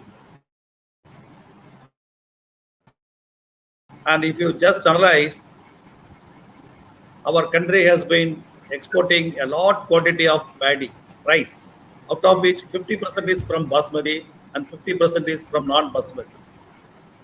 Considering our local population, ethnic population spread over in South Asian and other countries, our university has recently released one basmati akin type of variety in paddy called as Vaigadam 1. Vaigadam is people who know about Madurai and Theni area are aware of the dam which is constructed across the Vaigai river near Madurai. From the research stations, we have released this variety, which is an improved version of the Siraga Samba, which is the local, our traditional variety, which is used for making biryani in Tamil Nadu and South India. This variety also we are trying to include under the export of our rice bowl through the help of ABIDA, and I hope this scented rice will be available across the world in different food industries in the days to come. And also our university is 50 years we have completed. This year we are celebrating our golden jubilee year. As pointed out by Mr. Shekhar, this university is very old, started the year 1906 by the Britishers as a college. Then it grew into a research institute subsequently and became an independent state agriculture university in the year 1971. And we made a socio-economic impact analysis of the different technologies, different varieties we have released. What is the impact it has made into the socio-economic aspects of Tamil Nadu farmers? To our surprise, that this particular aspect of high-yielding varieties, improved technologies, have, it is bringing out additionally 10,000 crores income to the Tamil Nadu farmers. So that is a what do you call that? A well documented statement for us to say that ENAU has contributed for the state welfare of the state farmers and also the nearby states and also to the whole of India. But still, many challenges are there. The land is becoming scattered and it is fragmented. Many issues are there. Then water is becoming a scarce commodity. Thanks to the micro irrigation, we are able to provide a lot of subsidy and water use efficiency in the last decade has increased by 100%. That was our assessment. Then soil health, we are giving a lot of importance. Our university is in pioneer in bringing out lot of soil improving microorganisms, like in terms of biofertilizers, in terms of bioinoculants, and in terms of soil mineralizers, biomineralizers, so that soil health, particularly the organic matters, are improved. And climate challenge, climate change, everybody is aware that is a big challenge. Our university is bestowing much attention, and some of our varieties which were released very recently are able to withstand the climate change, and they are called as climate resilient improved varieties. In fact, the last 21 January, February, the Kaveri Delta had experienced unprecedented rain within a few days, especially when our crop was in the harvesting stage. Our new improved varieties are able to withstand the submerged conditions for nearly 10 to 15 days. In terms of education, university is progressing very well. Our university students are performing all India level very good. Nearly 330 students have backed the All India fellowships from our university itself, which was earlier only 5, 10 in single digit only. Last year we have got 330. So all this is contributed to bring our national ranking within about 5 among the state agriculture universities. So that's the reason why it is a much preferred destination for the aspiring students to study in agriculture. I'm happy to announce that we have 3,000 seats in the undergraduate program, for which we are getting around 50,000 applicants. You see the pressure. We are getting all these students are properly screened based on merit and transfer system we are admitting. So, and we are also at the same time in terms of research, we are giving a lot of emphasis for labor saving technologies because labor is not available. It's becoming a rare commodity. 100% farm mechanization is ensured in the case of paddy, and also we are now working out for sugarcane and other crops so that the production could be enhanced within the available land. We are giving importance for smart farming, vertical farming, and we are also using a lot of remote sensing. We are standardizing the latest drone technologies to deliver the fertilizers, deliver the pesticides, deliver even the herbicides, etc., so that in the days to come, agriculture will be liked and handled and preferred, improved sector by the students as well as who are connected to agriculture. That is our motto. So, with these few words, I also joined with Dr. C.K. Ashok Kumar, founder of the First World Community, in extending best wishes to Dr. Shegar, who has brought out the book on secured agriculture and engine for techno-socio growth, which is more relevant for the present day agriculture. Thank you for the opportunity given.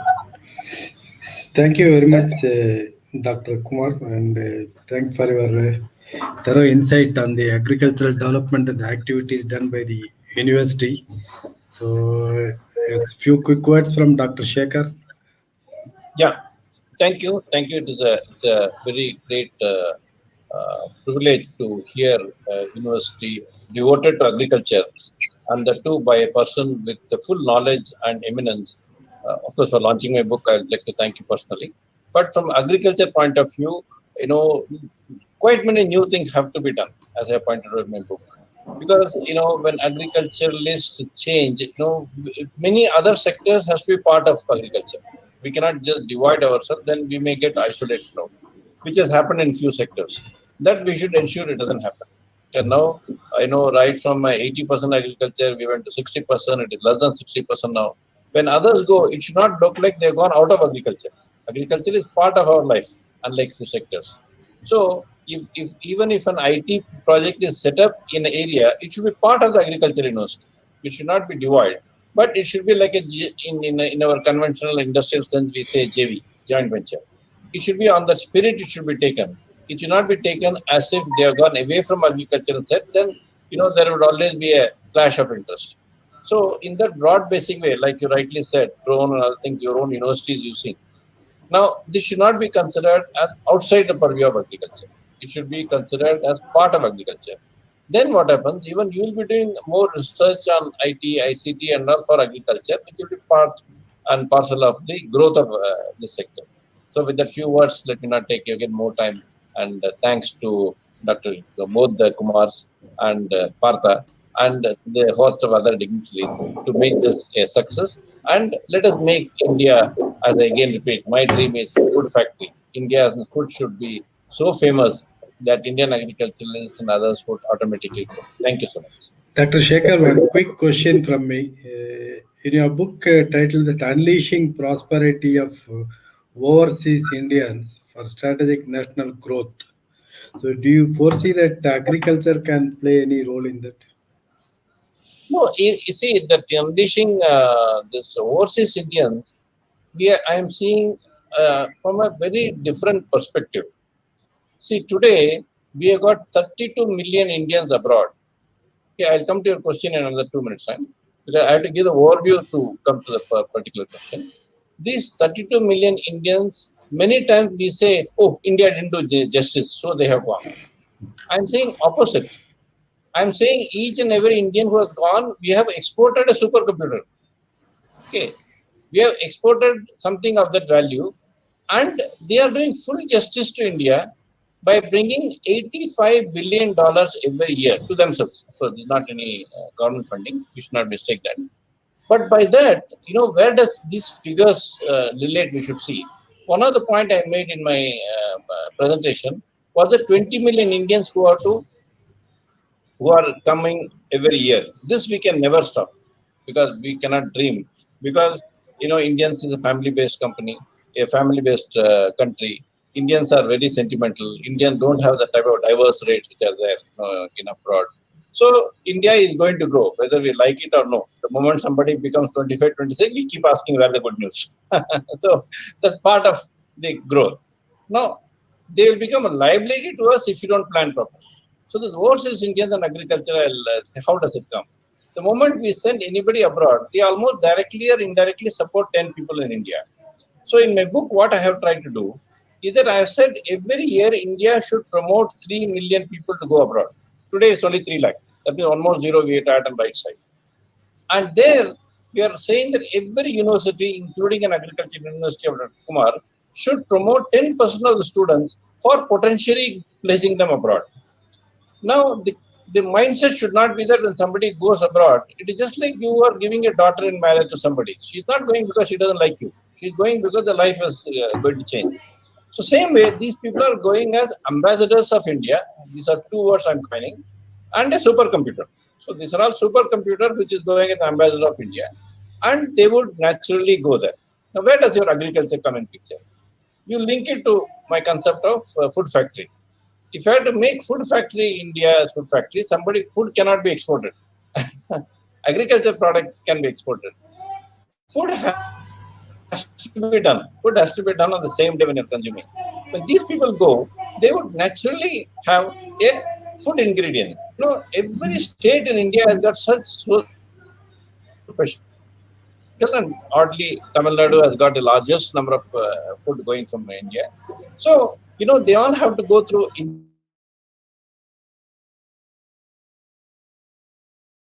Indians going abroad. Agriculture is and variety of food which is being made. There are few foods which others may not like. Our spice of a higher grade, they may not like.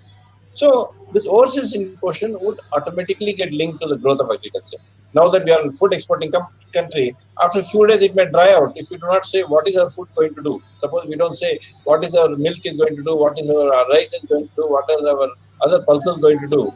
Before they get dried out, the food, we have to change the taste of the world to be more Indian. And we know Indian foods are really good for health. Okay, Indian foods are on any account. Nobody has any doubt. There are many Europeans who are so fond of Indian food. Of course, they praise more than what I like them to praise. They are totally blown by it. I know there are some 172-year-old lady in Europe.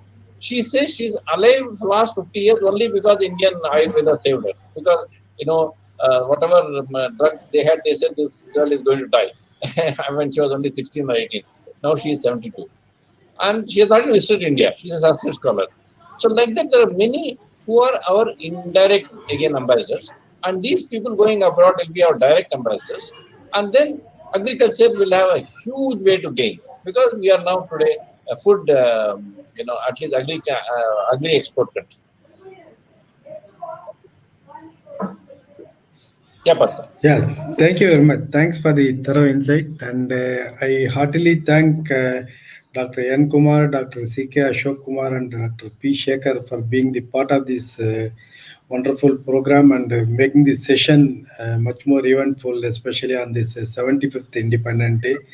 We thank you heartily and thank you once again.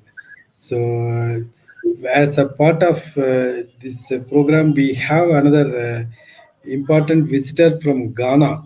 So, there is a lady called Salai Manikam. May I request Vignesh to introduce Madam Salai Manikam and then let's have some words from her. Sure, sir. I take privilege to introduce Miss Saleh Manikam ma'am from Ghana. She is an social entrepreneur. She is a managing director at Arima Group and also leading various positions in the other forums. Welcome, ma'am, for the forum, please. But also, let me also add, she is West Africa Center for Water, Irrigation and Sustainable Agriculture Sector Advisory Board member of World Bank, Association of African Universities, ECOWAS, and also Green Heart of Africa, company of into agriculture development, and also Uravan Organics of the Farmers Group, and also JITAG, Ghana India Trade Advisory Chamber, and also she has done so many pioneering work in supporting the Ghana rural community, and she has been a bridge between India and Ghana for a lot of agricultural as well as MSME cooperation. So I think really we are honored by the presence of Salai Manikam. Yeah, welcome, madam. Are you there? No, unmute. Everybody, vanakkam. Thank you for the nice introduction given to me, and I'm so honored to be part of this wonderful team of people. It was very interesting to listen to the two speakers who spoke before me, and it is very inspirational also. We are into, apart from other projects, we are mainly focused on agricultural and agriculture related projects. And we also promote SME sector in Ghana. We work closely with the youth. We are knowledge partners for 10 universities in Ghana, Ghanaian universities who have been promoted from polytechnic to university.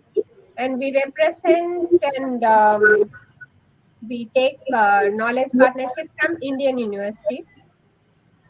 And in agriculture, now focusing on agriculture, we have about 16,000 acres on a perennial river bank, in which we are planning an in-grower scheme where the local community would be trained, and it will be a replica of the Delta rice farms of Vietnam, where all the basic development would be done by our company, and farmers, the trained farmers whom we name them as agripreneurs, would be working on the farm.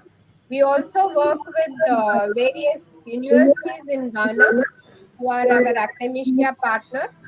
They bring their students there. The system is they have a 3 semester where the third semester the students work with the community. So we utilize that also, and we work along with the universities to train the students. We also have developed a platform which is AI and IoT enabled, which would be a link from the investor to the off-taker. So it is, we are trying to integrate it. We have started the pilot project with 244 women farmers. We are working exclusively on women farmers also.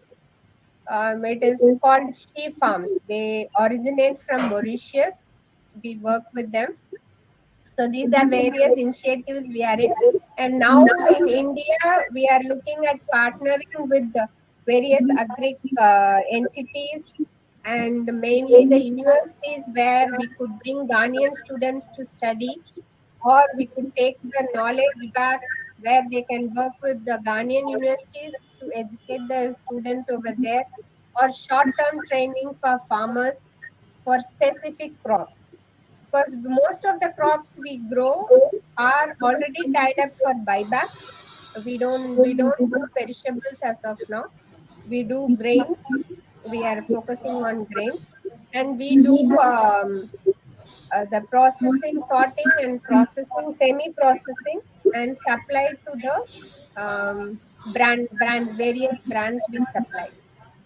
So that is our small profile from back in Ghana, and I'm happy to represent First World Community in West Africa, where we have some of the agendas lined up, like working with the SMEs. We are in the process of setting up a startup incubation center there, which will include many universities from Ghana and various government departments also, and Chamber of Agribusiness from Ghana, and so SME Ghana. They are all part of this initiative. Hopefully, by end of this year, we would have crystallized the plan and taken forward. Thank you. Nice giving me the opportunity to share my experiences. Thank you. Thank you very much, Thank you, madam. Salai Manikam. And she has also facilitated 7 Ghanaian universities recently before the COVID, brought all those universities to Chennai and signed an MOU with the IIT Tech Park, SRM, and also with the Manipal University. And also she has facilitated PhD for the Ghanaian universities in SRM. I think a lot of pioneering efforts have been taken by Salai Manikam between Ghana and India. And one more point I would like to add with what our Dr. Shekhar was talking on the food is our Indian traditional food, idlis and the rice water has been acknowledged as health food of the American Nutrition Association. I think this is a good point I would like to also add. So thank you, Salai, and thank you, Partha, Thank for you, sir. I would bringing like to add that VIT is a key partner with us. We have about 20 faculty members doing PhD in VIT now. And this year we are 20 more faculty members are coming. This is part of the capacity building for the Ghanaian universities. And luckily we bring in students to do engineering and various sector in Ghana, from Ghana to India. 10 students have completed from SRM Andhra Pradesh University, and they have come back last. That was the first set of students who had completed engineering and are back in Ghana. Thank you. Just a small comment. Based on our Ministry of External Affairs request, I have written a book for Indo-Africa. This is a $100 billion plan, which had a forward note by the Union Minister himself, and where we are saying that how India can have $100 billion of export between India and Africa. And of course, since you are specializing in Ghana, Ghana becomes one of the 54 countries which will play an active role, and agriculture also playing a role throughout Africa. Of course, the book is on all Africa put together, but for each country also we have computed what can happen, how it can happen, why it should happen, and what are strategies we should adopt to say that, because Africa should be our normal partners. To Africa, we have to look at different from the way we are looking at advanced countries. Africa also has got a lot of things where we can complement, where we can get a foothold for many things. Because like whatever India was to other countries, today India being a developed country, India can use Africa as our partners in terms of the actual implementation. So with that, I think whatever Manikam can take advantage and go forward, would be too glad to be of any use. Thank you. But good work. As you rightly said, it is a natural partnership we have with Africa because we have many similarities, even traditionally and culturally. There are many similarities between them. There was a conference done by the High Commissioner of Ghana few years back, which is South-South relationship. So we had scholars from all over West Africa who attended it. So South-South relationship is something we are working towards. That's what initiated our process. And First World Community is now actively trying to focus on certain areas and streamline those activities. So Ghana is one of the fastest growing economies in the world. It comes in the top 5, and they are used the drone technology to reach medicines. I think they are the first. Blood donation also. Yeah. For blood donation and medicine to reach remote where drone technology is being utilized. Yes. And it is the headquarters of AFTA, sir, African Free Trade Network. Ghana is the headquarters, and Google has selected Ghana as its headquarters in Africa. So Ghana is one friendly and very welcoming country for all investors, and it is a very good 70% of their commodities are being imported. So one is the trade itself, the other is the manufacturing units, the smaller ones. We are not talking about big corporates. The SME sector to grow. One of the things we are analyzing is where the small SMEs here in India could associate with SMEs in Ghana for new technologies from here, which could be once you are manufacturing or assembling in Ghana, the African free trade comes in place where you save on lot of duties and taxes across borders. Thank you very much, Madam. Thanks Thank for you, your sir. thorough insight. As a part of India's... Partha sir, you are in mute. Yeah, I'm sorry. Thank you very much, Madam Saleh Manikam, for your thorough insight and how the Indo-African relationship could be taken up further. As a part of India Startup 360's initiative, we will be very much interested to work very closely because we have a startup ecosystem where we combine people across this platform, and every month we have an event as an expo, digital expo. I'll share the coordinates. Maybe you can also have a look at it and spread the links over there. Due to very popular demand, and we have decided to extend the expo for another couple of days. From 15th, it will be open till 17th of August. So I'll share the coordinates through Vignesh. You can have a look at it. In the month of October or November, we are planning an international trade fair on this India Startup 360 forum itself. So in case there is any synergy, we are open to it. And we have our counterpart from UK. Dev, are you there? Or you have gone to sleep again? Because he is coordinating with most of the European countries and UK. So we'll share the details with you, and maybe in case any synergy, we'll be definitely happy to work with you. I think now the forum is now it is set for the Q&A. Any question and answers? Any interaction anybody would like to have? Maybe you can share the views over here. Yes, Dev, can you unmute and then say a few words to Madam Saleh Manikam about the International Trade Fair? You are on mute, Dev. Yeah. Hi, Partha. Hi, everyone, and thank you very much. Partha, you're doing lot of initiatives, and we will support. And as you know, we got international dignitaries and very experts on the domain, which we can do, and particularly on agri-tech and like connecting exporters to the globe. We will start to do something by September end. We need some time to promote. Basically, this initiative is our Indian exporters are exporters in Tamil Nadu to export their products and service abroad. Particularly with we had a talk with Saleh Manikam Madam earlier, and we plan to do something. Basically, exporters in in Tamil Nadu can export to say Ghana.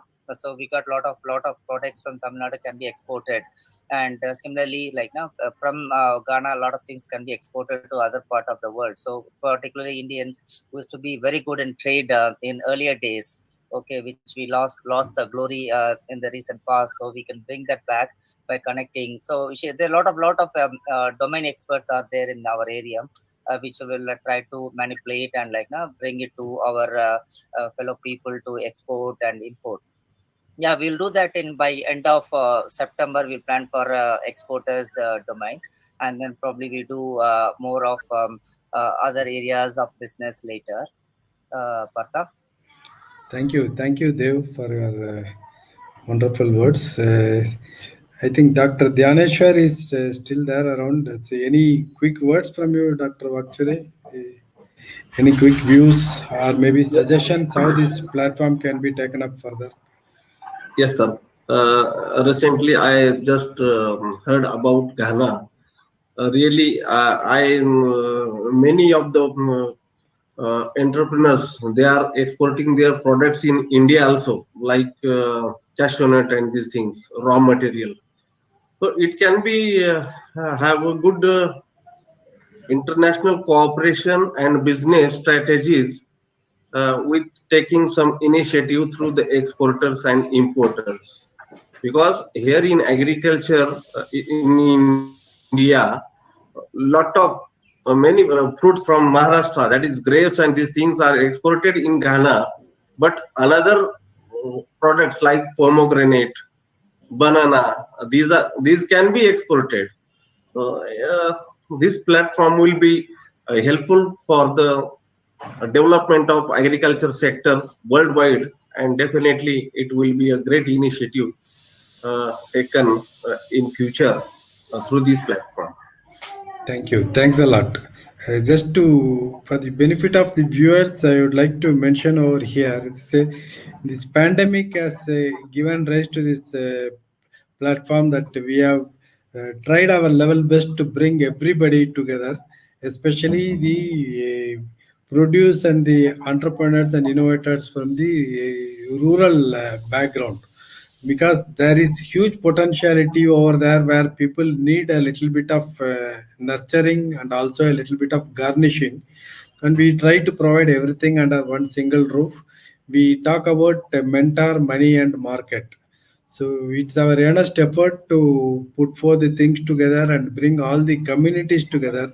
That is how we got associated with the First World Community. I am thankful to Dr. C.K. Ashok Kumar from bottom of my heart for the wonderful support he has extended, and he has ensured that people across the globe come into the event and then take part in this. So we are equally motivated and encouraged by the kind gesture of Dr. C.K. Ashok Kumar, and we do every month almost on a different theme. Last month it was in the format of artificial intelligence, and of course this is on Agritech, and our upcoming event is most probably on the fintech and edutech. We are working very closely with Equitas Bank, and they are planning to launch one acceleration program called Equitech.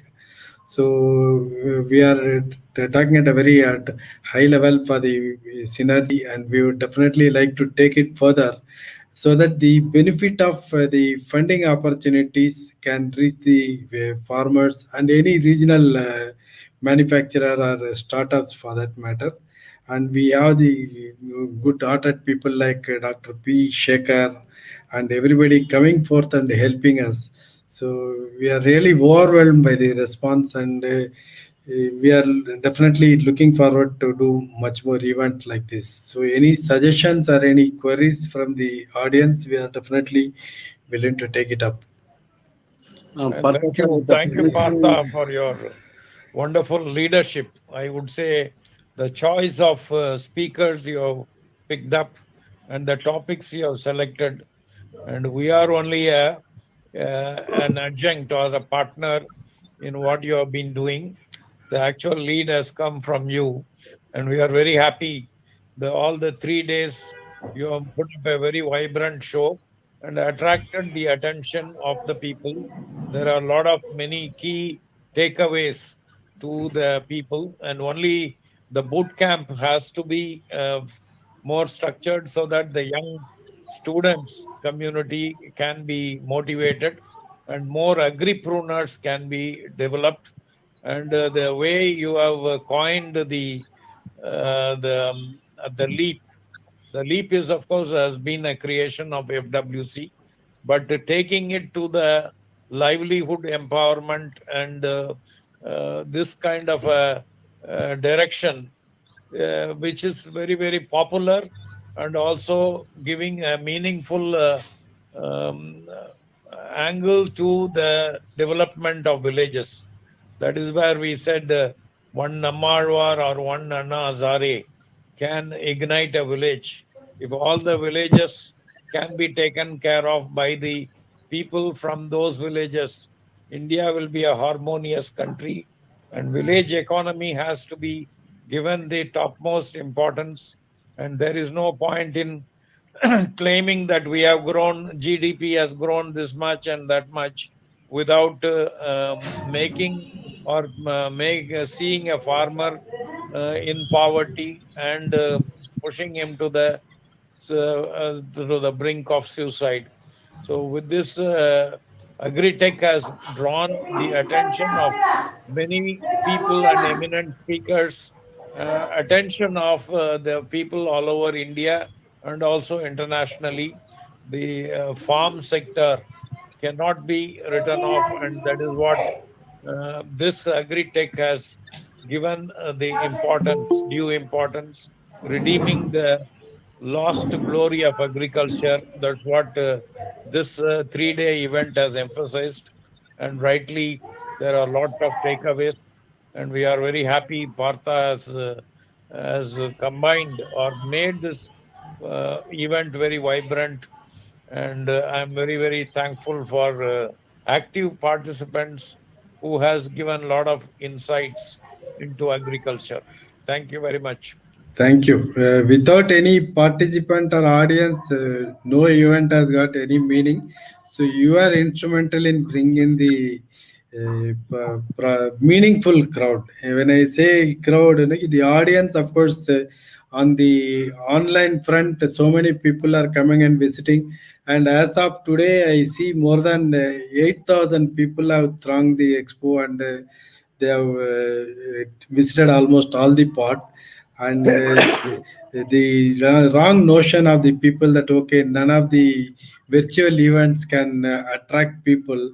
I always say that yes, if what you are giving the stuff is worth it, definitely people will definitely utilize it, and the takeaways will be there. So I am really heartened and to see the encouragement and the overwhelming support from every all part of the life. So I am thankful to everybody. So any audience have any queries or any specific? With the permission of Ashok Shah, Dr. Ashok Shah and Partha, I would give few suggestions, sir. Dr. Murugesan speaking. Is it audible, sir? Yeah, you are audible, Yeah, Dr. please go ahead. As rightly said, all our eminent delegates rightly said, when we have been working on that, agriculture should not be separated from any industry development. That is the one we are working on, the consolidation of land, consolidation of human resource, and upgradation of our skill, value, and attitude, for which the initiative of the First World Community and IS 360 of Partha, it has to be expanded, and we need to work the consolidation, and also we need to work on the superfood, which is having highly value from especially South India to the other European countries, which we have been working. In one part, even Chandrasekhar also is the part of this, and let us work on that, sir. We are ready to support. As part of that, only the Indian Organic Farm Association formed, and I'll be quoted in as a president of that organization. Definitely, we do the best, sir. Thank you very much for all of you, and especially for Sri Ashok Kumar, sir, and Partha, sir, even Madam Ghana, our Pudukkottai, our native sister, and she has been doing a lot of work, and we have been having contact with her, and we have been working with her also. Definitely the Indo-Japan, Ghana relationship, Sri Lanka, like that, we can do a lot of good work, sir. Thank you very much, sir. Thank you. Thank you for kind words. So, anyone else would like to add something? I could see Mr. Anantharaman Good from. afternoon, sir. I'm Anantharaman from Yes, yes. Sivagangai. Please unmute your camera, sir. Yeah, yeah. Very good morning and good afternoon to everybody. A very nice sessions. And Mr. Partha, you have made the celebrities to appear through video, and we are very much surprised to meet them virtually and interact with them. And very nice podium we have made. Congratulations. And I think all miracles will happen through this digital medium. Thank you. Thank you. Thank you. Dr. Ashok Kumar ji, very nice meeting Yes. you. Thank you, Anandraman.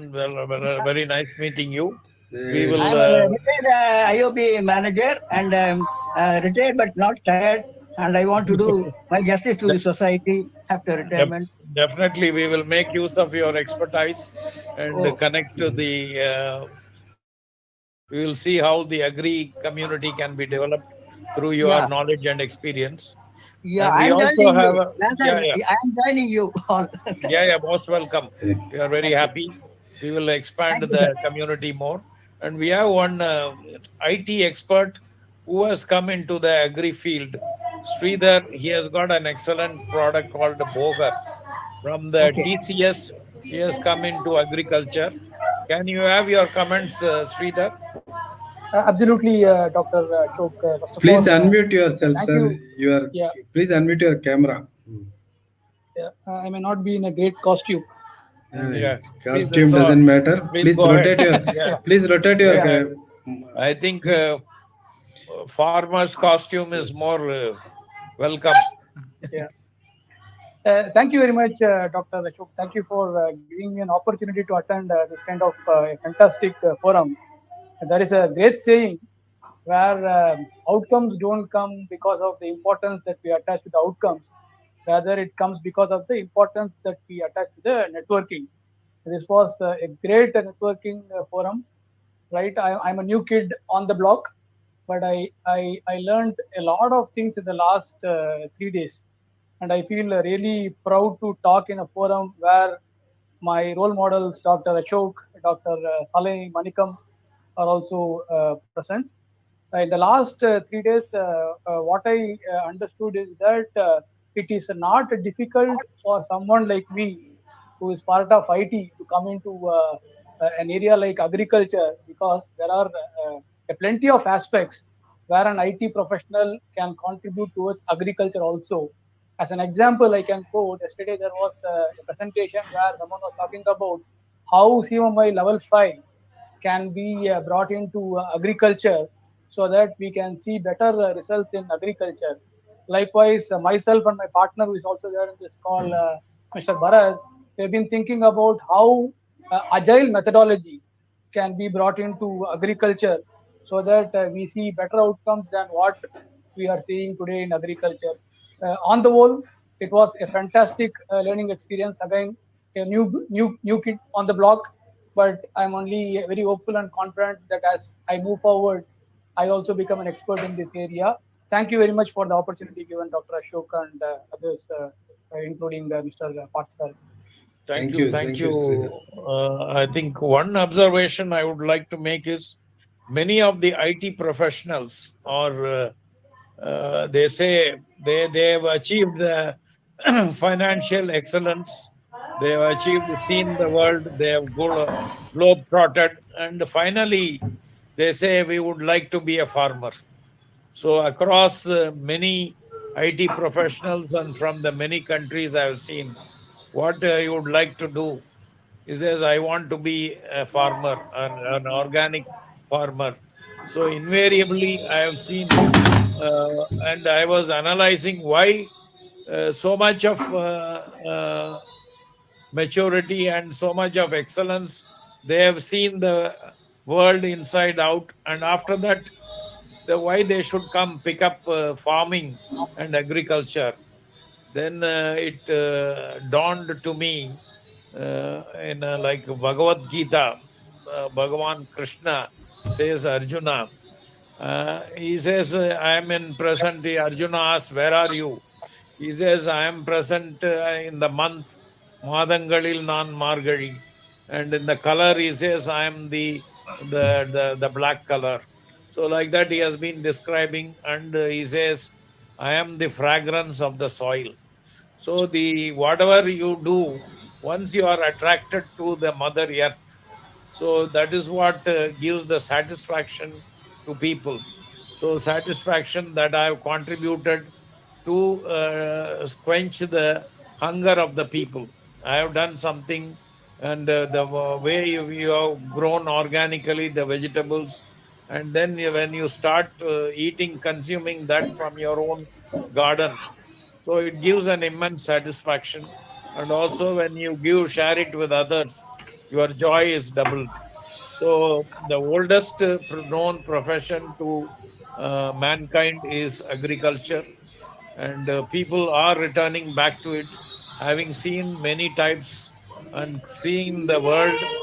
And they am happy that many IT people are coming back and then enriching their knowledge. The technology is being brought to agriculture, and agriculture is given the due importance, and that is where we are progressing. And Agritech rightly has brought in many technology people and given them the platform to enhance the agriculture today. And rightly, Shekhar has given the title Secured Agriculture with the modern technology for the economic growth. So I think overall, people, it has made a different impact, and I'm sure uh, IT professional like Sridhar and many, I think Babu from Singapore, who is an AI technology person. So many of them have joined in this forum and celebrating the success of organic farming. So I think this program has been well brought out and well uh, orchestrated by Partha. I think, as he was telling, more and more agri-based projects will be on the way, and will a separate program with Africa, and a separate program with Japan, so and Canada and so on, a specific country where the countries each and geographical resources can be augmented with our own agripreneurs of India. Many joint ventures can come between these two countries so that our GDP grows higher, and we are in some way or other, Agritech is responsible for such vast economic growth. Thank you very much. So thank you very much, Dr. C.K. Ashok Kumar, for your kind words. So as a key takeaway of this session, I would again like to reiterate that at India Startup 360, our effort is to bring in all the communities together, because I strongly believe that only communities can grow together, not businessmen. Businessmen will definitely have some sort of competition or enmity or competition or whatever it is. But when it comes to the question of community, can somebody there please mute your mic?